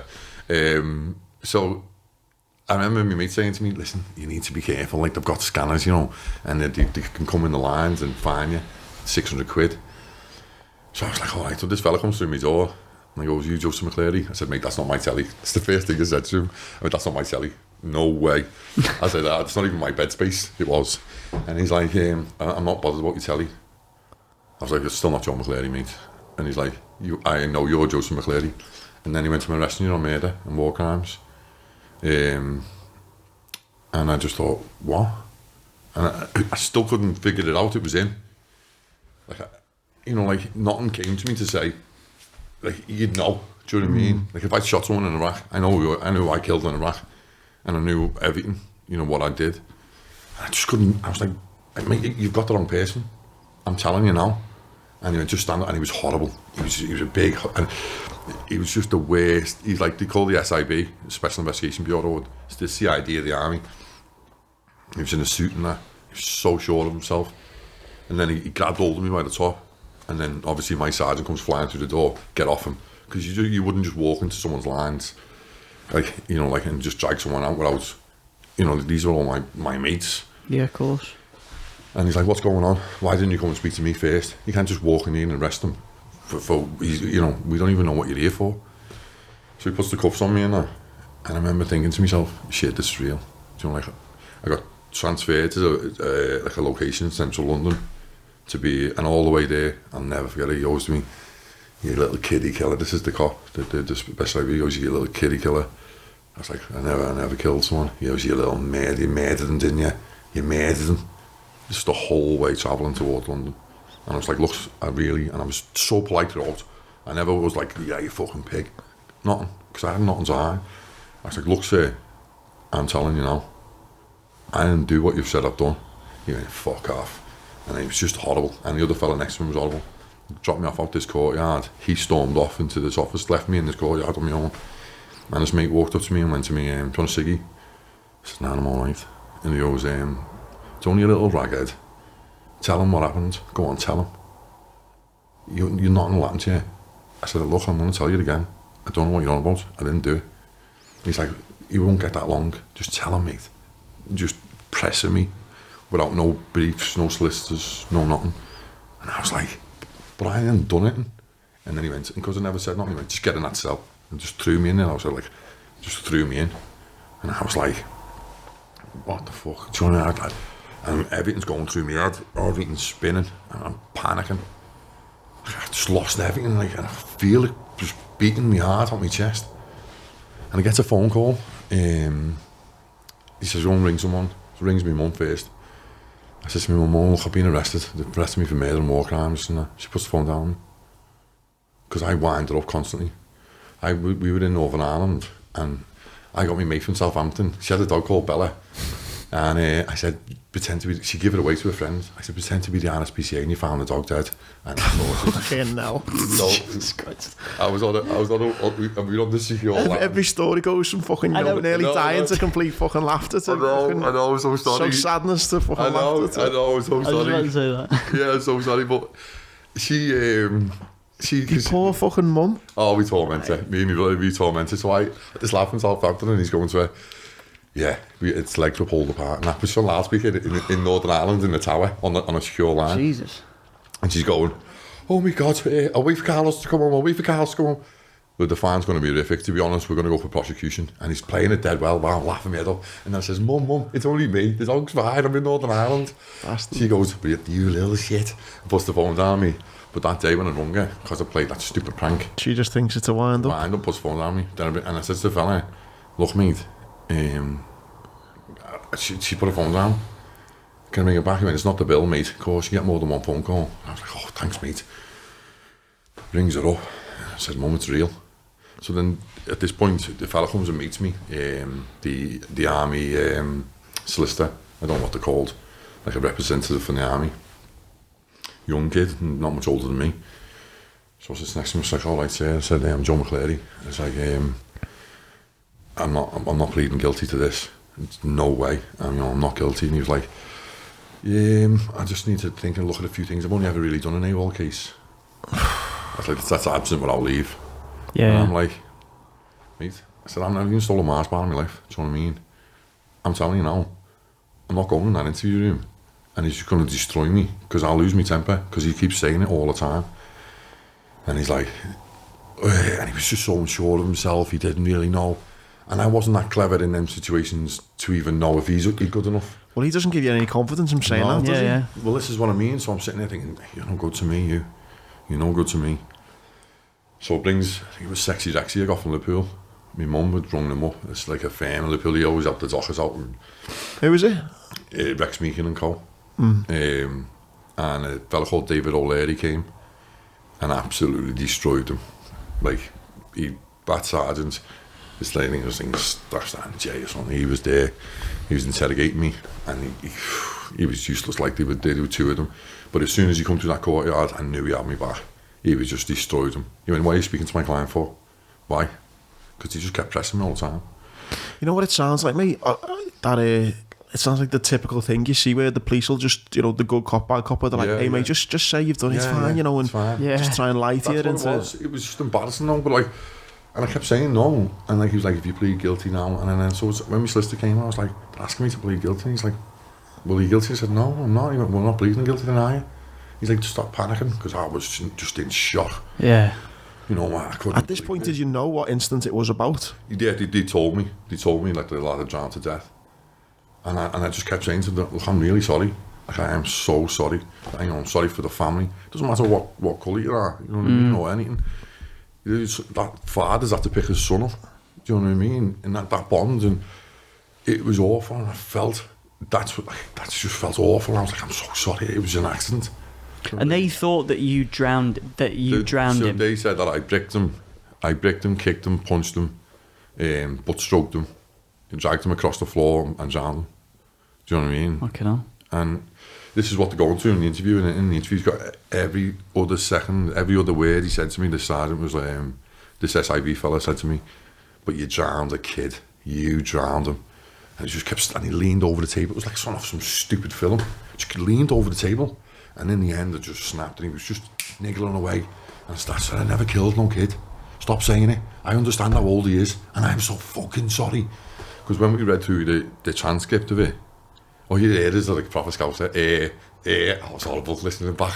That's all you heard, I'm really sorry, mate, and every other word had a mate and a no and an R in it. And I was just like, wow. But yeah, it started getting really real then. 4 of us were arrested. So all the guys that were there in the tank that day? Yeah, we were all arrested. Cookie ended up getting let off. But it was essentially everything was pushed towards me. Why? Because I was the lad on the ground. He just sort of just pinpointed me for everything.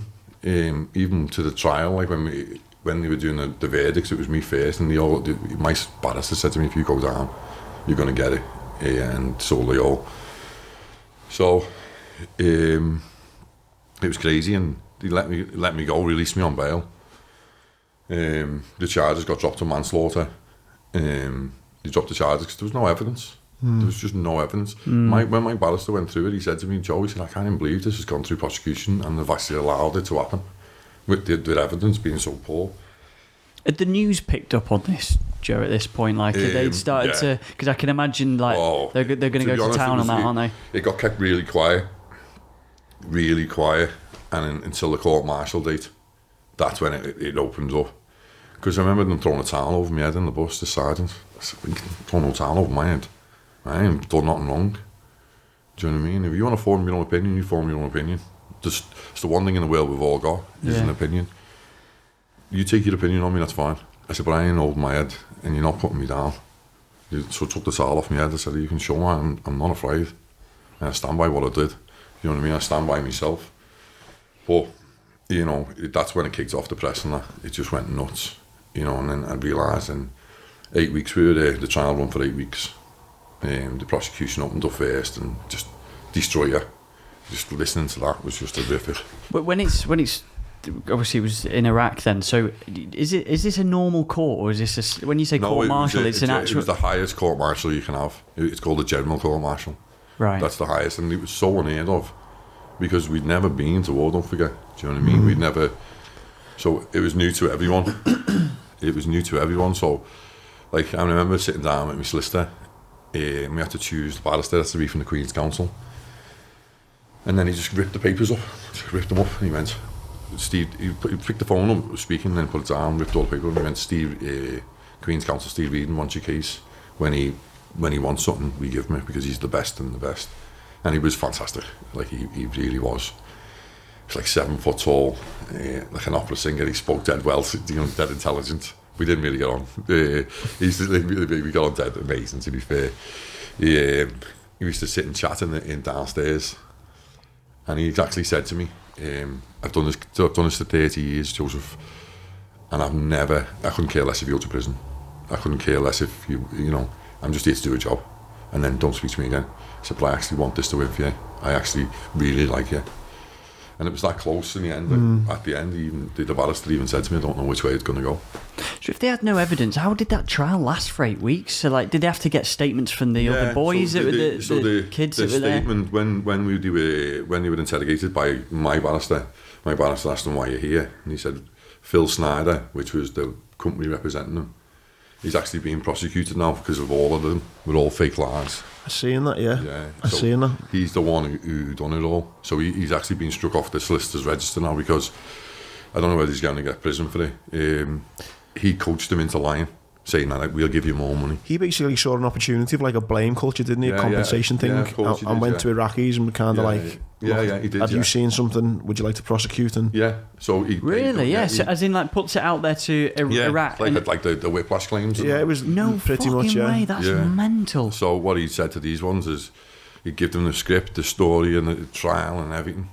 So it was compensation for them, weren't? That's what they were after, wasn't it? That's what they were after. So when my barrister turned up, and my barrister started laughing, he went, "So you've dragged these 4 lads."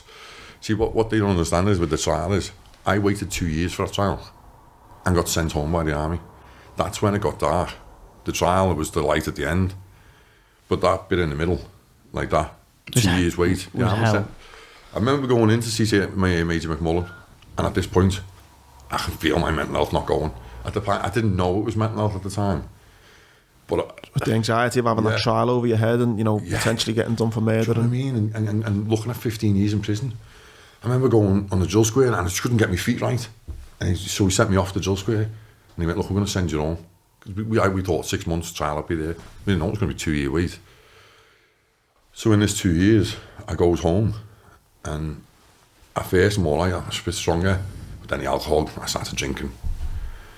I started drinking heavier, and then I blamed myself. You know what I could have done? I was blaming. It got that dark. The demons just kept pouring out of me. And my mum, she just couldn't handle it. Do you know what I mean? My mum was like, "Oh no, son." I was waking up crying every night, and then I started drinking more. I was hanging around with people, just wanting someone to. I wanted to die. And then, the more I was drinking, the worse it got. But I couldn't open up. I just push everyone away. Just fuck off and leave me alone. Do you know what I mean? My brother was, I think my brother was sort of at his wit's end with me as well. He was like, "Come on, Joe, I love you." And then I tried to kill myself one night, and I got rushed to hospital. And then my brother turned up at the bed the first time it happened, and he went, "You little selfish bastard." He was trying to fight me, because he's like, "Why are you doing this to me? I'm your brother. You've got none to be afraid of." And it was just it was just killing me. And our Davey was just like, and he stormed out there. And then I got home again. A few weeks later, a month later, I'd done it again, but this time he saved me. He got me, and I tried to hang myself, like with a not a hang, it was more like a plastic cuffs.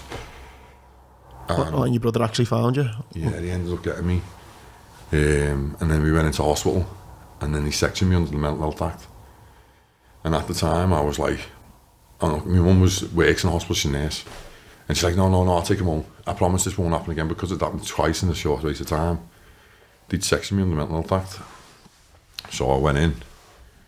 You got to travel over in a van, like, to this other part of the hospital. It's called Starrard House in Aintree. Exactly, yeah. Yeah, exactly. Yeah. So all these people in there, some were playing the game, some were genuinely people. Like there was a woman in there with scars all over her, she cut herself. At this point, does anyone know what you've got hanging over your head? Do they know what you've been through? Do they know? Yeah, I spoke to my mum and spoke to the doctor. I wouldn't speak. I just lock it all up.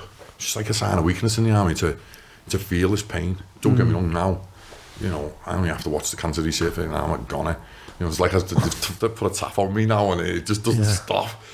But back then, I wouldn't let it happen. I wouldn't let you have it. Do you know what I mean? And we went into they locked the door behind me. And my mum was outside and he said she can come in with me. And the fella went, "Come on, you." Like I was just this patient, like. So I threw him against the wall. I said, "Open the fucking door now." And he didn't realise there was an alarm in there. Fucking hell, didn't I? He fucking hit this alarm. So I started freaking out with the noises. Everything just blanks me out. So I started fighting him. I fight another fella. There's 2 of them I'm fighting. And next, there were 20 people that come flying like a train. And just, for some unknown reason, he bragging my pants down. And I kept thinking, what the fuck's going on in here? They're just pulling my pants down, my boxies, me everything. And they're sticking needles in my ass. Just loads of them. And he's going, he's had enough. But I was still pumped. So I was still fighting. Well, they're just trying to sedate you? Trying to sedate me. And he said to me, like I was out for 2 days, he said, "We put enough in you. You have to monitor my blood pressure. You put that much sedation in me to knock an elephant out." I didn't think they were allowed to do that. But I was obviously, they were in trouble. I apologised to the fella like later on, about a week later, because I was 10 to 1. So there was like 10 fellas around me for one. And there was a fella in the corner of the room, he just kept spitting on the floor. like a patient. Just kept going, like sniffing it up from his nose and spitting it on the floor. It was fucking annoying me. And I ended up fighting with him. And then, again, the alarms. Spent another 2 days zonked out. And then, it'd been like a week in there. The doctor said to me, I'm sorry, son, I don't know how to treat you. There wasn't no help for heroes or the helplines that is today, which is amazing. There was none of that. And he's like, you've got post-traumatic stress disorder. I'm all right with that. Do you know what I mean? He's like, because I was waking up with nightmares in there. And then eventually he eased off, and I apologised to the lads I had a fight with. I said, look, it just wasn't me. I'm so sorry, it's not who I am. I'm not this person. I'm just going through a lot in my mind. They wouldn't let me go home for like 4 weeks, and then we had to go to like a therapy session. And like that was the hardest part. Do you know what I mean? It was just... Well, having to open up and talk about it. Yeah, it's just like, knowing what I'd done to myself. Do you know what I mean? I nearly killed myself. I was coughing up blood and that. It's just so hard. I just didn't want to live. Every morning I woke up and I'd see my mum crying. She just couldn't help me. I was just buried with these demons. The anxiety was crippling me. And then when my mum phoned the army up and said, it was the MOD, she said to them, my son tried to kill himself, he's in a really bad way. He just said, let us know when he's out. Put the phone down on him. No one ever came. Just left me. It's like they'd washed their hands of me. I didn't have to. And at this point, you're still obviously employed in the army. You're still a line guard, still everything. Just sort of life went on without me. That's the thing, isn't it? That hurts the most. When I know through when I left the Marines, it was like that. That's you, isn't it? Like you said before, it's your brothers, your family, and then to have that feeling of don't give a fuck. Let me go, like, do you know what I mean? And I couldn't understand it. Like what did I do wrong? Do you know what I mean? I couldn't understand it. I was a soldier, and I was a fucking good soldier as well. And then all of a sudden, I was just like, no one. You know what I mean? It's just this one thing I left with was an army number. No one ring me up to say, how are you going, Joe? Everything okay? Nothing. Just paid me every month and told me to go away. And I fucking hate. And I think that, what was crippling me the most, do you know what I mean? It was like, why am I getting cast aside? I promise you I never did it. And that's shocking to think, mate. And it hurt so much. I feel guilty sitting here because I know the support I've got since being injured. I've got so much support, but it's down to, unfortunately, cases like yourself that made it that made it better for me. I feel guilty. Just give us a tenner, we'll call it quits. Just ease up on it with Evan questions then. But no, it is like that, and I bring humour into it now because I don't. You can, mate. What's dead interesting, mate? We've done probably about 100 of these. For sure, Tom will maybe have his saying it for the first hour. Mate, every other sentence was like a joke, cracking a joke, and it was funny, and then suddenly this like 15-20 minutes of like proper dark stuff, and you can almost see where the humour then helps. Do you know what I mean? I mean, I know it does in the military anyway, but especially with your story. You know what? I lied on that bed. You know what I mean? And I honestly didn't want to be in this world. Never. Every day I got up, I never wanted to be in this world ever. I just didn't. And then all of a sudden, I had this bubble and bootle where I just drink. All the time. I just drink and just keep drinking, and drugs came into it. Anything to give me the courage to kill myself is what I did. And it was just a dark place, and I remember my brother crying, my sister, you know what I mean, saying, Helen was saying to me, come on Joe, you can get out of this. But it's all right saying to me, you can do this, Joe, or I know how you feel. You fucking don't. And like I just pushed everyone as far away as I could, and I just didn't want to be here. And then numerous times I tried to kill myself, and I used to wake up in the morning after taking tablets or something and think, shit never worked. Probably destroyed me inside, but it just didn't work. And then when I was in Stoddard House, I knew I had to have a point where I had to make it work. I had to say to myself, like, come on Joe, let's open up, let's get this done. And I did. Got close to like this fella that I felt like I had a connection with. He was dead sound, and I say to him, like, I don't know why I want to kill myself. It's just in me. But I was crippled with it. I had gone in the army as this super confident lad. To this point now, I'm bordering on being like an addict. And you could have shouted, hey, and I'd jump out my skin. With any other time, I was strong and, I knew what to do in any situation. I wasn't panicked.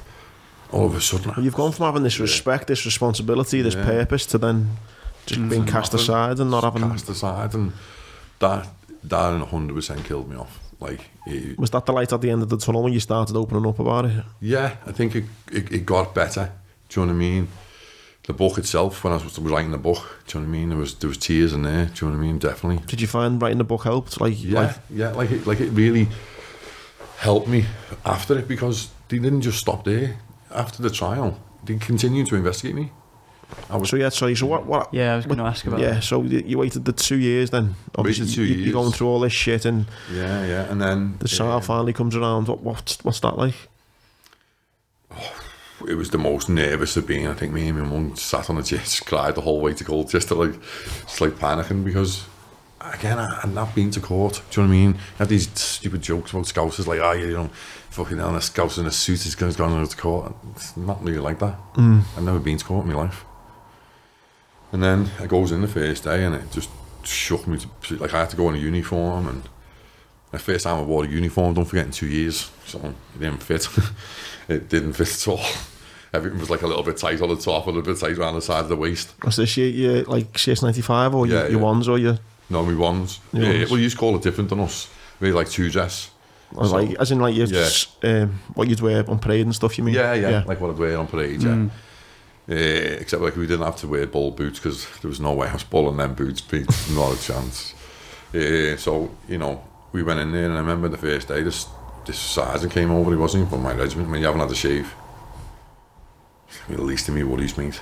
And I remember my auntie Jeanette was there, and he's I think he was a captain, to be honest. Go and get a shave, a dry shave, no what, just had to get the razor and rag it across my face so I could go in front of this judge.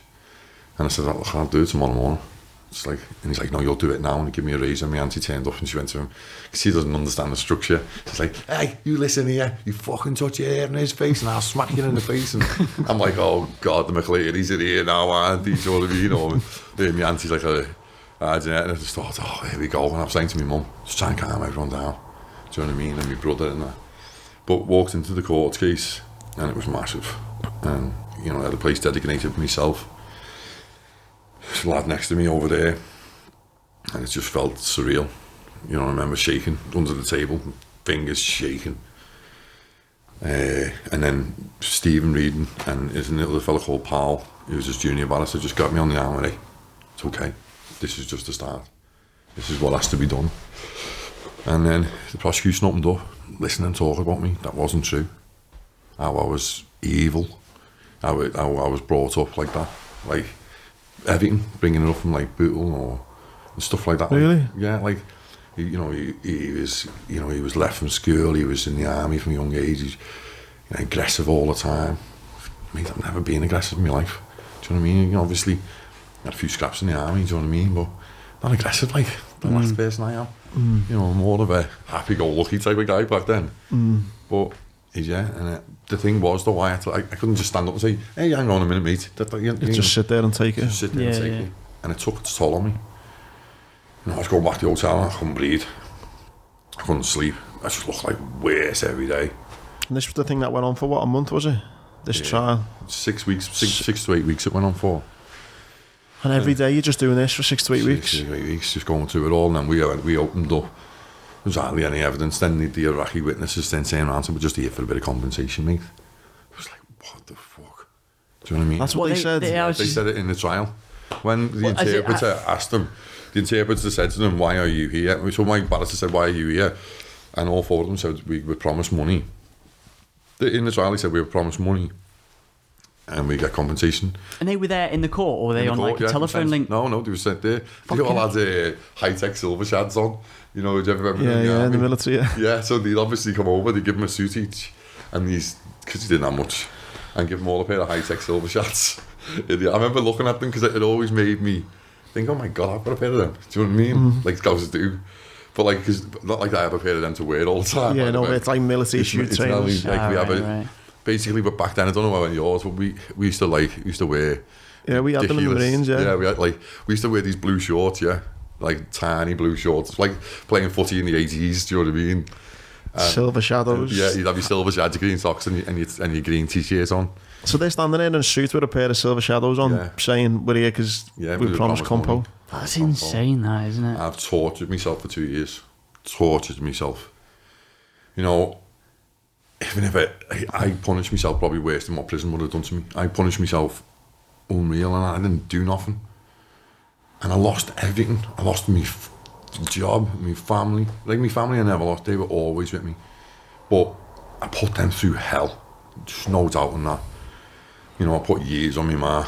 You know, but it was just horrific, do you know what I mean? And then I remember being in there, and at the very bit of the trial towards the end, my barrister said to me, if this goes into tomorrow, you're going to prison. And there was 3 minutes to go before it went into tomorrow.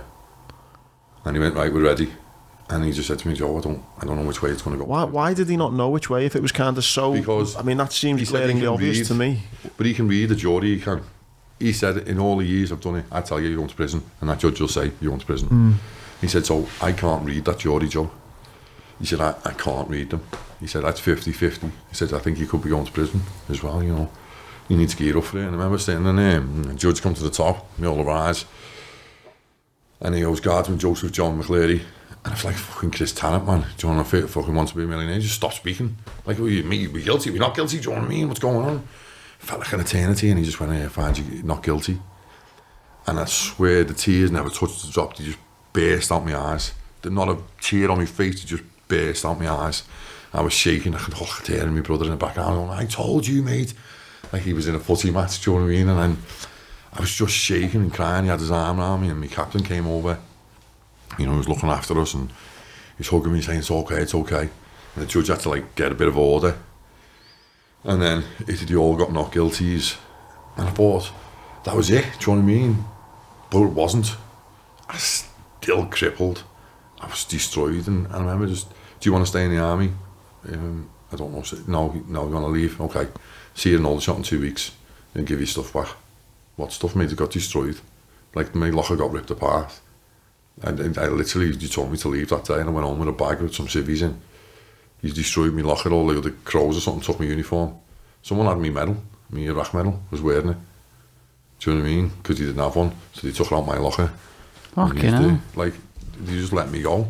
And literally, that was it, I was out the army. It was all finished with, and I was just thinking, holy shit, you know, I'm out. And then I had to sort my life out fast. Did you get compensation for what you'd been through? Nothing. Wasn't allowed it. Getting nothing. I'm fighting them now to this day. I'm with a solicitor's firm now. Still fighting to this day. We've actually got places because that's when IHAT got set up. IHAT was set up by the government. And then... What's that? Sorry, IHAT. IHAT. Yeah, it was set up by the Labour government. So there was 1,000 cases of war crimes. Not one person was ever prosecuted. Not one. It was just solicitors trying to make money. Yeah. And this IHAT. So he was from the IHAT kind of, you know, like. So then they reopened my case 4 times. Why? Yeah, I was for not guilty, I don't know. And they just investigated me. I remember working in a hospital, named Hospital. And a lad came over to me, called him, and he said, he's a great lad. Bit of a wrong and like, but he's alright. He goes to me, someone's been following me. Someone's been asking questions about you in a suit, asking if you're aggressive. I said, mate, it was the weirdest conversation I've ever had. To this day, I like to back then, I didn't know. Weird. Like, I was thinking, like, I was suffering from anxiety as it was. Like, was I drunk and upset someone? And then I get a phone call on the house phone. It was, to be honest, I went through it really bad in the hospital, and then I met my wife there. When I got the job there, I met my wife. And the only way I got better was, my wife's got a Michael, he was 2 then. And I met my wife Christine, and we went on a few dates and that. But when I drank and got pissed. So she carried me home on a couple of dates, and she must have thought, God, he's a loser, him. She was right, wrong him. And I just remember her saying to me, you know, I want you to meet me son, but you drink, like, there's something there. Like, you're trying to get away from something. Like, you just want, like, have a couple of drinks and stop. You're full on. And I said, I'll stop it. Because I only ever lived in that little bubble of bootle. I just had the same things and drink all the time. And then I went to Chester Zoo to meet his son. And that day was like I seen blue, the colour blue. I always seen dark colours. Everything was just so dark. And for that one day, it felt amazing. It just felt like everything, like, it didn't involve a drink. Do you know what I mean? We laughed and we joked and we went happiness. Just happiness that I hadn't felt in like years. And we went around this zoo and it was just amazing. He cried the whole way, the 2-year-old, like that, Michael. He was like nightmare. He's laughing now, he's 14. But he was an absolute nightmare throughout. We had this Albacasso and we had little tables in the back and we had a little pack lunch in it because it was fucking freezing. And then I drove it back, like, get the car back to my ma. And that day on, I stopped it. I said to myself, like, come on, Joe. I mean, the gym helped me. I just said, right, that's got to stop. You know, and I still have moments of madness now. Do you know what I mean? I don't drink as heavy as it did. Like, I can stop now just like that. Like, I don't do it. And I've got 3 kids now.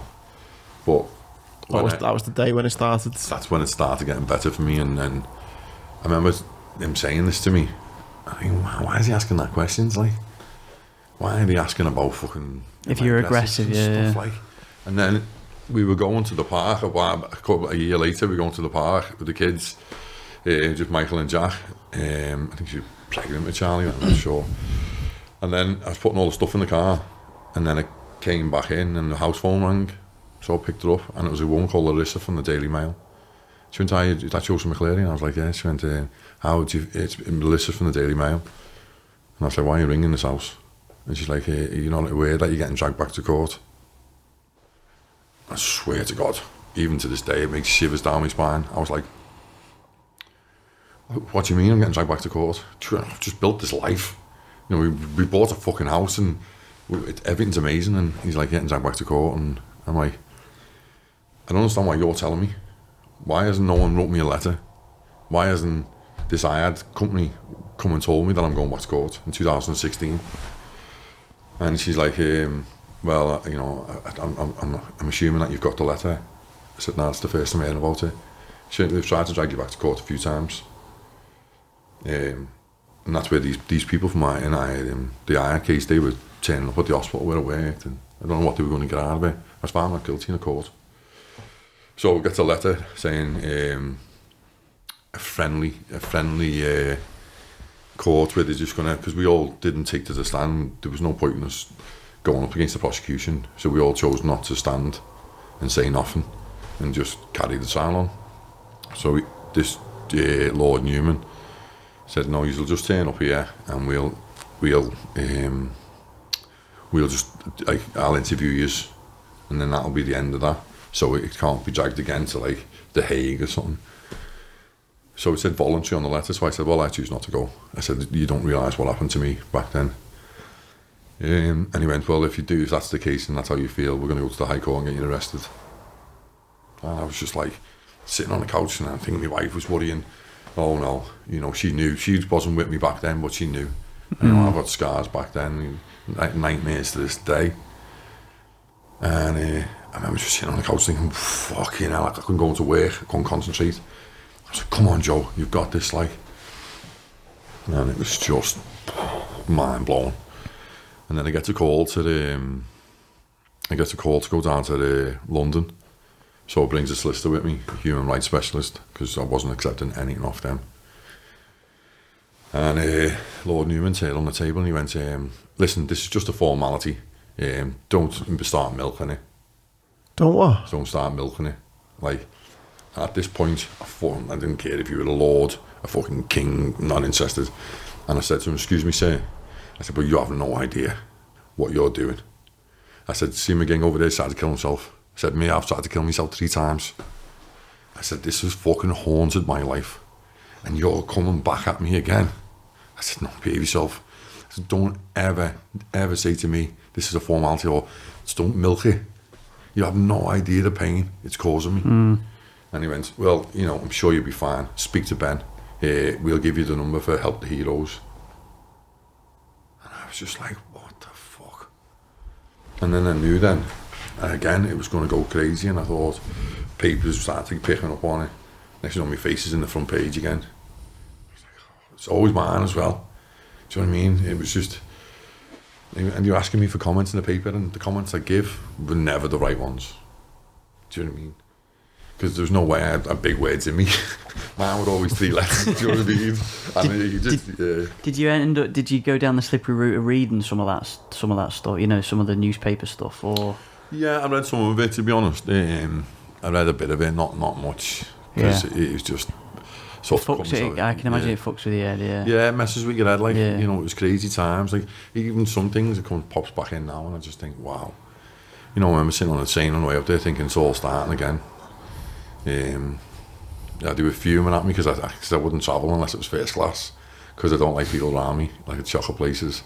And they were like, well, I'm sure you can just get on the train. I said, where do you sit? To that Ben Dustin, he went, I sit first class. I said, well, that's what do I. And I remember just sitting there, it was nice, like, because it was quiet.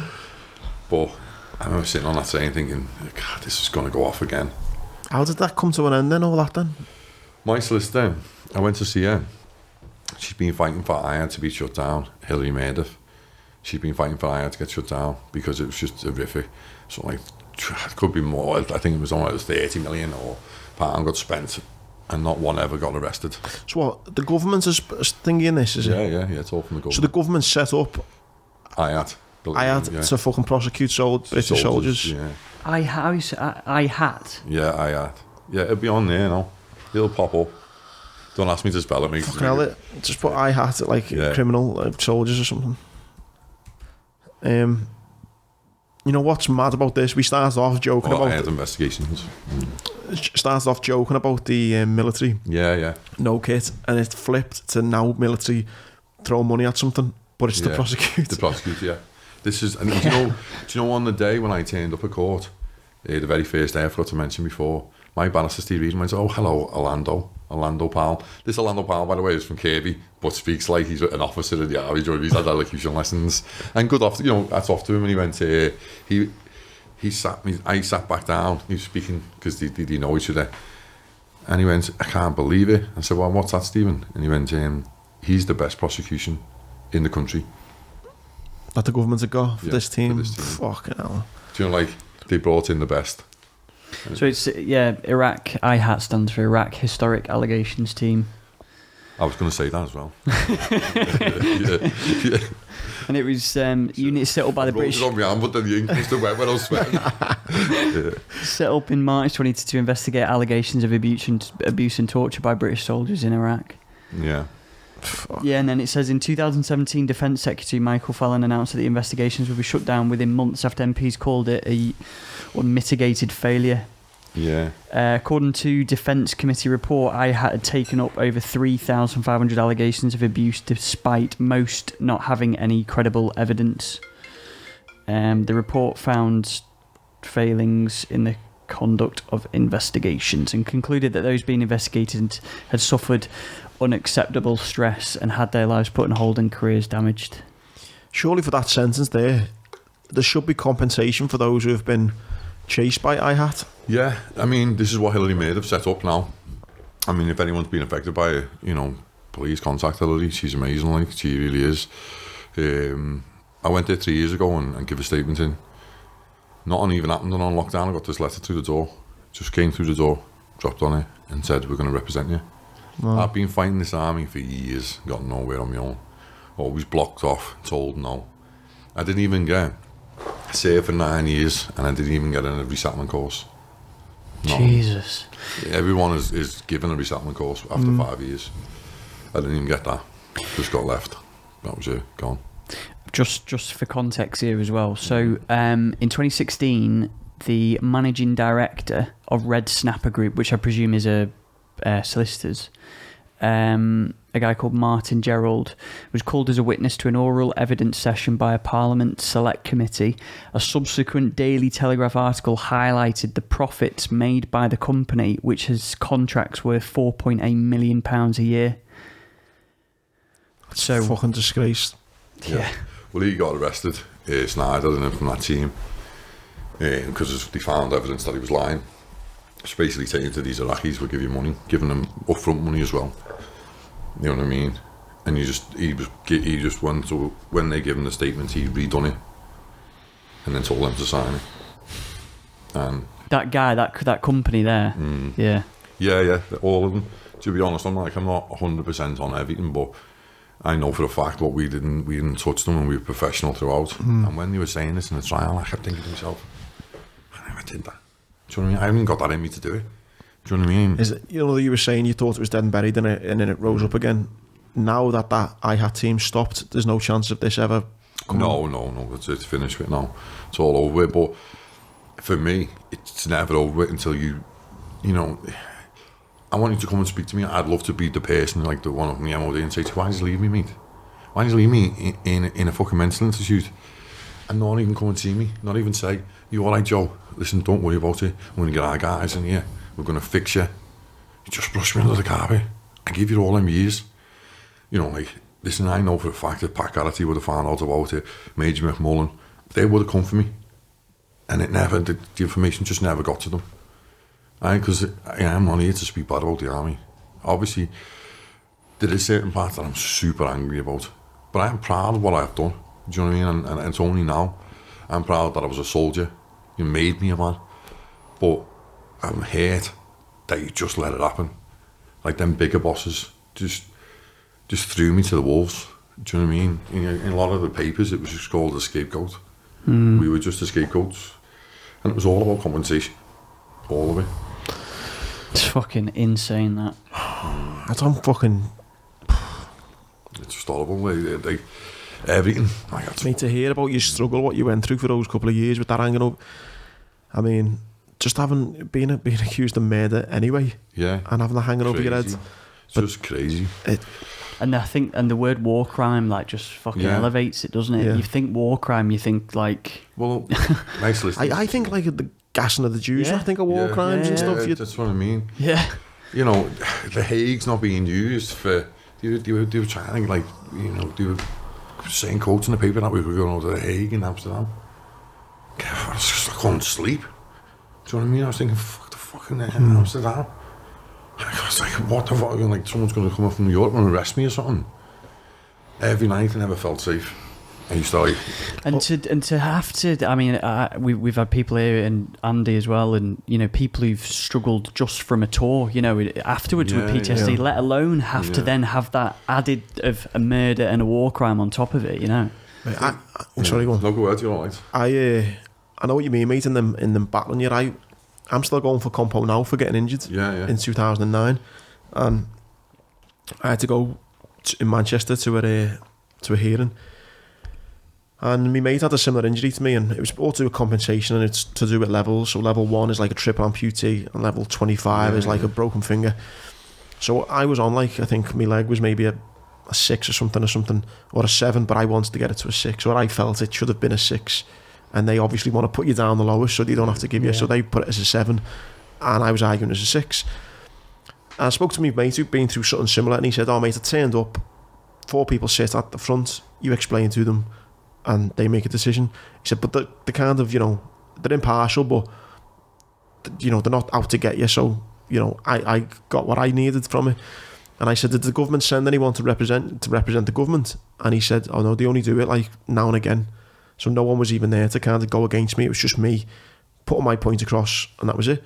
So I was thinking, okay, this hopefully is not too bad. Turned up, there was a guy there, big, massive, big, fat, horrible guy. He had a ponytail and had long fingernails. Just scruffy bastard, turned up with like his hands like that, all load of paperwork. Sat it down on the table, and I'm just sitting there on my own. My dad was sitting behind me. And I had all these images printed out, because I don't know how to defend myself like the way you were. I don't know what to do. I had all these photos of my leg, big photo of my thigh blown to bits and stuff, and I said, you know, I think that should be this and that because of this injury and that injury. And this fella sitting next to me, I'm saying, no, it's not, it shouldn't be this, shouldn't be that, no, it's not that bad, it's not. And I'm looking, I'm going, and he's making this real point of not to put me to a 6. And I was made exactly, I think, probably how you describe. I'm getting worked up, and I mean, me like I'm getting a lump in my throat, and tears are coming from my eyes, and I just can't think that I've given my life to the Marines, and now the government are sending someone to basically say I'm lying, or I'm trying to milk it, or I'm trying to be. And I turned to this fella and I said, I'm not asking money from you. I said, this is money that I'm owed, because I got fucking blown up fighting for my country, and you're fighting against it. And my dad's going, calm down, Andrew. And I'm like, no, I don't understand this isn't like a whiplash claim I'm trying to say, you know. There's photos there, my leg is blown to bits, and you are arguing against it.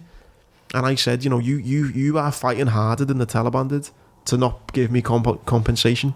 I feel like I need to go in there with my finger now and see if I can get a fall for it, like just really, just to pop in with the tip of my finger and say, do you fucking understand? And I'm nowhere near me comparing to what you've been through. No, listen, but that was just similar though. It was that was a very small little quiet room in Manchester with 4 people on the top table, and what you went through was far worse, mate. And I'm not in any way trying to compare, but it's a fucking disgusting feeling to feel like you've got to try and argue against the people who sent you to war. The worst one was just fighting all the demons on my own. I know my mum was there, and my brother and my sister and that. They were all there for me and that, but I pushed them away all the time. I remember, I'll go back a bit. I remember my mum, there's a thing called Reiki. Yeah. It's meant to like get the help you, yeah. So it goes in this shop in Crosby, and the fucking like on top of a shop. And everyone goes, just do it for me, son. I was like, Mum, I'm going to no wacky church and all that, do you know what I mean? Give him all this. And she's going, son, you do this for me, and promise you, I'll do anything for me, ma. So I'm like, okay. Goes up the stairs, some whale music's going off, and I'm thinking, oh my God. I'm fucking soldier, do you know what I mean? And I'm like, she's like, he can't sleep, he scratches himself in his sleep. She tells it, my mum just sells everything to her, sells the whole lot. Thinking this one's like, oh right, okay. So it lies on the bed, lies down like that, my face down. To be honest, at one point I was going to sleep, and she just runs, it doesn't touch you, she just runs her hands over you, and I swear to this day, my leg just flipped up, just on its own, just flipped up, and I thought, and then I just jumped up, panicked, like, what the fuck's just happened? This woman is in tears, crying. Your ma comes flying through the door, have you hit her? What? No. She's like, it's okay, I'm just pulling all his negative energy out. She said, he's got that much of it. I'm channeling it. And she was in floods. Well, so I was freaked right out. That you was? Fucking hell. I was freaked out. My mum's going, oh, love, we'll come back next week. We fucking won't. You know, I was fucking won't, but not a chance I'm going back today. But to be honest, it did help. Like, did it, yeah? Yeah, that was brilliant, yeah. Like, it cleansed you a little bit. I mean, I don't know where she got it all, because it's a bit unfair. That, like, she's walking out. Yeah, she's walking around some dark cloud, like, do you know what I mean? So, I also, I didn't think I'd never thought of it like that before. They go, like, get her number out the book, like, and give it a ring. Sure she's alright? Yeah, a little welfare call, say, listen, I haven't passed that on, isn't it? But, do you feel a lot better now, Joe? Yeah, I'm a lot stronger now. Yeah. Still have some dark days, though. Still fight a lot of demons, like, not in the drinking sense, and I would never, ever try and kill myself again. Do you know what I mean? Never. I never thought I'd have mental health problems, though. Do you know what I mean? I was so strong in the army. I want to stay there all my life. When Tom's asked you then, what are your problems now then, in the sense? Just anxiety, low confidence. Do you know what I mean? Never really think I can do it. Where if you would have given me a task last time, I'd flew it. Do you know what I mean? I'm not that clever. Like, don't get me wrong, the dyslexia holds me back a bit, but I'm more of a, if you ask me to do something, if you told me to go on that laptop, it's not happening. But if you ask me physically to do something, you can get done straight away. And I just sort of, but now I've been back with my wife, and you know, like, not back where I've always been with her, but she helped me massively. Joe, you can do that. Do you know what I mean? You can do that job. You can do this. You know what I mean? You can be someone. Mate, it's a big thing coming on this, you know. Like, let's talk about the anxiety. To be honest with you, I was struggling at the start there, and then I was like, because my stomach was turning. I was thinking, oh my God. And then it was all like, mate, to be honest. This is such a fascinating podcast, mate. Not forget your story for a minute. Just you as a person, listening to you, and how you were kind of bringing, you know, funny stories and anecdotes and little. And then you've just got this, and maybe that is, I don't know what, like, how you've coped with things, but it was mad to see, because some guests are dead chill from the start, some guests you can see ease into it, but to see how you are with it, and so like Tom said, mate, fair play for coming on, mate, because it's definitely something I want to get out there, do you know what I mean, and you know, let people know, you know, that what happened, and it was a massive struggle, massive. Did you go into proper detail in the book? Yeah. You don't need to buy it now, to be honest. That fella who wrote it would be like, yeah, stupid idiot. But if there's anything we can do anyway to help push it when it's out, is it April? Is it out? It's April out, April it's out. They're going to send me a copy in March, like, so. If we can put all links and stuff, mate, and all Yeah, that and if you need on it something and to hold the stuff. door open, like it's a good 20 quid one, do you know what I mean? It's like, it's not like happy one. Proper thick one. Yeah, proper thick one, yeah. It's like 300 pages, isn't it? Mate, I hope it, like you say, mate, it's a story that needs to be told, and I Yeah. hope the book, I'm still as well. writing, hopefully this year it gets sorted, like, I could do it. And I think then and only then will it close the book. Yeah. Do you know what I mean? Will it close it? Because there was talk about getting a written apology and stuff off them, but it needs... What would you want to happen now for you to, as a way to kind of, if you like, as a way to kind of close the podcast, but close your thing on that, what is it you kind of want to happen now? Things I want to happen is I want someone to tell me that they're sorry, that they made a mistake. No one ever told me that. No one ever said. No one ever gave me an apology. Do you know what I mean? I lost my whole army pension. Lost everything. I would have been retiring in 2 years. Destroyed my life. Lost everything. And I want them to own up that what they've done is wrong. And hopefully, that's what my solicitor's going to do. And hopefully I'll come back on with a gold microphone and next time, you know what I mean? And say, yeah, I would, yeah. You know what I mean? But no, hopefully we'll do it again and I can tell you what happened. But yeah, that's what I want to happen. Do you know what I mean? I want them to own up to what they've done, and get somewhere with it. And hopefully, people listening to it might like saying, what? If you've got mental health problems, don't be afraid to come forward, especially as a man. Do you know what I mean? I've learned that over the past. If you've got a problem, talk to someone. Open up. There's nothing worse, especially being men. My wife would say it now to me. She's, you're all right, Joe. Oh God, she wishes she never said that because I'll just open up. Oh my God, you see the day I've had today, love. But even strangers, do you know what I mean? Like if someone's got something going on, it kills you inside. Open up and that, speak about it. Give me a call. Do you know what I mean? I don't bother me. Yeah. I'll have a good night. Mate, I can't thank you enough, mate. Yeah. No, right. Thanks, boys. Yeah. It's been eye-opening. Well, I want the podcast jumper for this, Joe. You know what I mean? As long as I've got LFC on it. Do you know what I mean? we get you on, yeah. We got some podcasts, mate. We'll send you some out. Yeah, but don't be putting any LFC shit I know, on it. I forget you're a bit of blue, mate. Yeah, that's exactly what it is, yeah. Let's not go on there, we'll be fucking another hour. Yeah. You know what I mean? No, honestly, mate, it's I'm glad there's a happy ending to it, mate, because it's mate, I was fucking had a big lump in my throat then, mate, and tears in my eyes a bit when you were talking before, mate. It kills me off. Like, honestly, even now, thinking about it, do you know what I mean? I was in some dark places, like, and what I've got now, I've got 3 amazing kids, do you know what I mean? 2.5 amazing kids. One's a bit of a nightmare, to be honest. But no, I've got 3 amazing kids and a beautiful wife, and I'm all right, do you know what I mean? And yeah, I'm lucky in that sense now, but I never seen that back then. Everything I saw was black. I think it will, mate, inspire people who are going through challenges, mate, and and that. So it's definitely just open up about it and let's have a good talk about it. Yeah. Well, thanks, mate. I know you're nervous as well before and stuff, and I hope hopefully you'll be doing podcasts left, right, and centre now. Well, I'm going to take over this, isn't it? Do you know what I mean? I want to get a job here. Someone told me outside to be giving jobs out, so I just popped in. But no, definitely. You're a star, mate. Amazing. Yeah, thank you so much for your time, mate. Honestly, really pleasure to meet you as well. Yeah. Yeah. Thanks, Joe. Pleasure. Thank you, mate. Nice one, boys.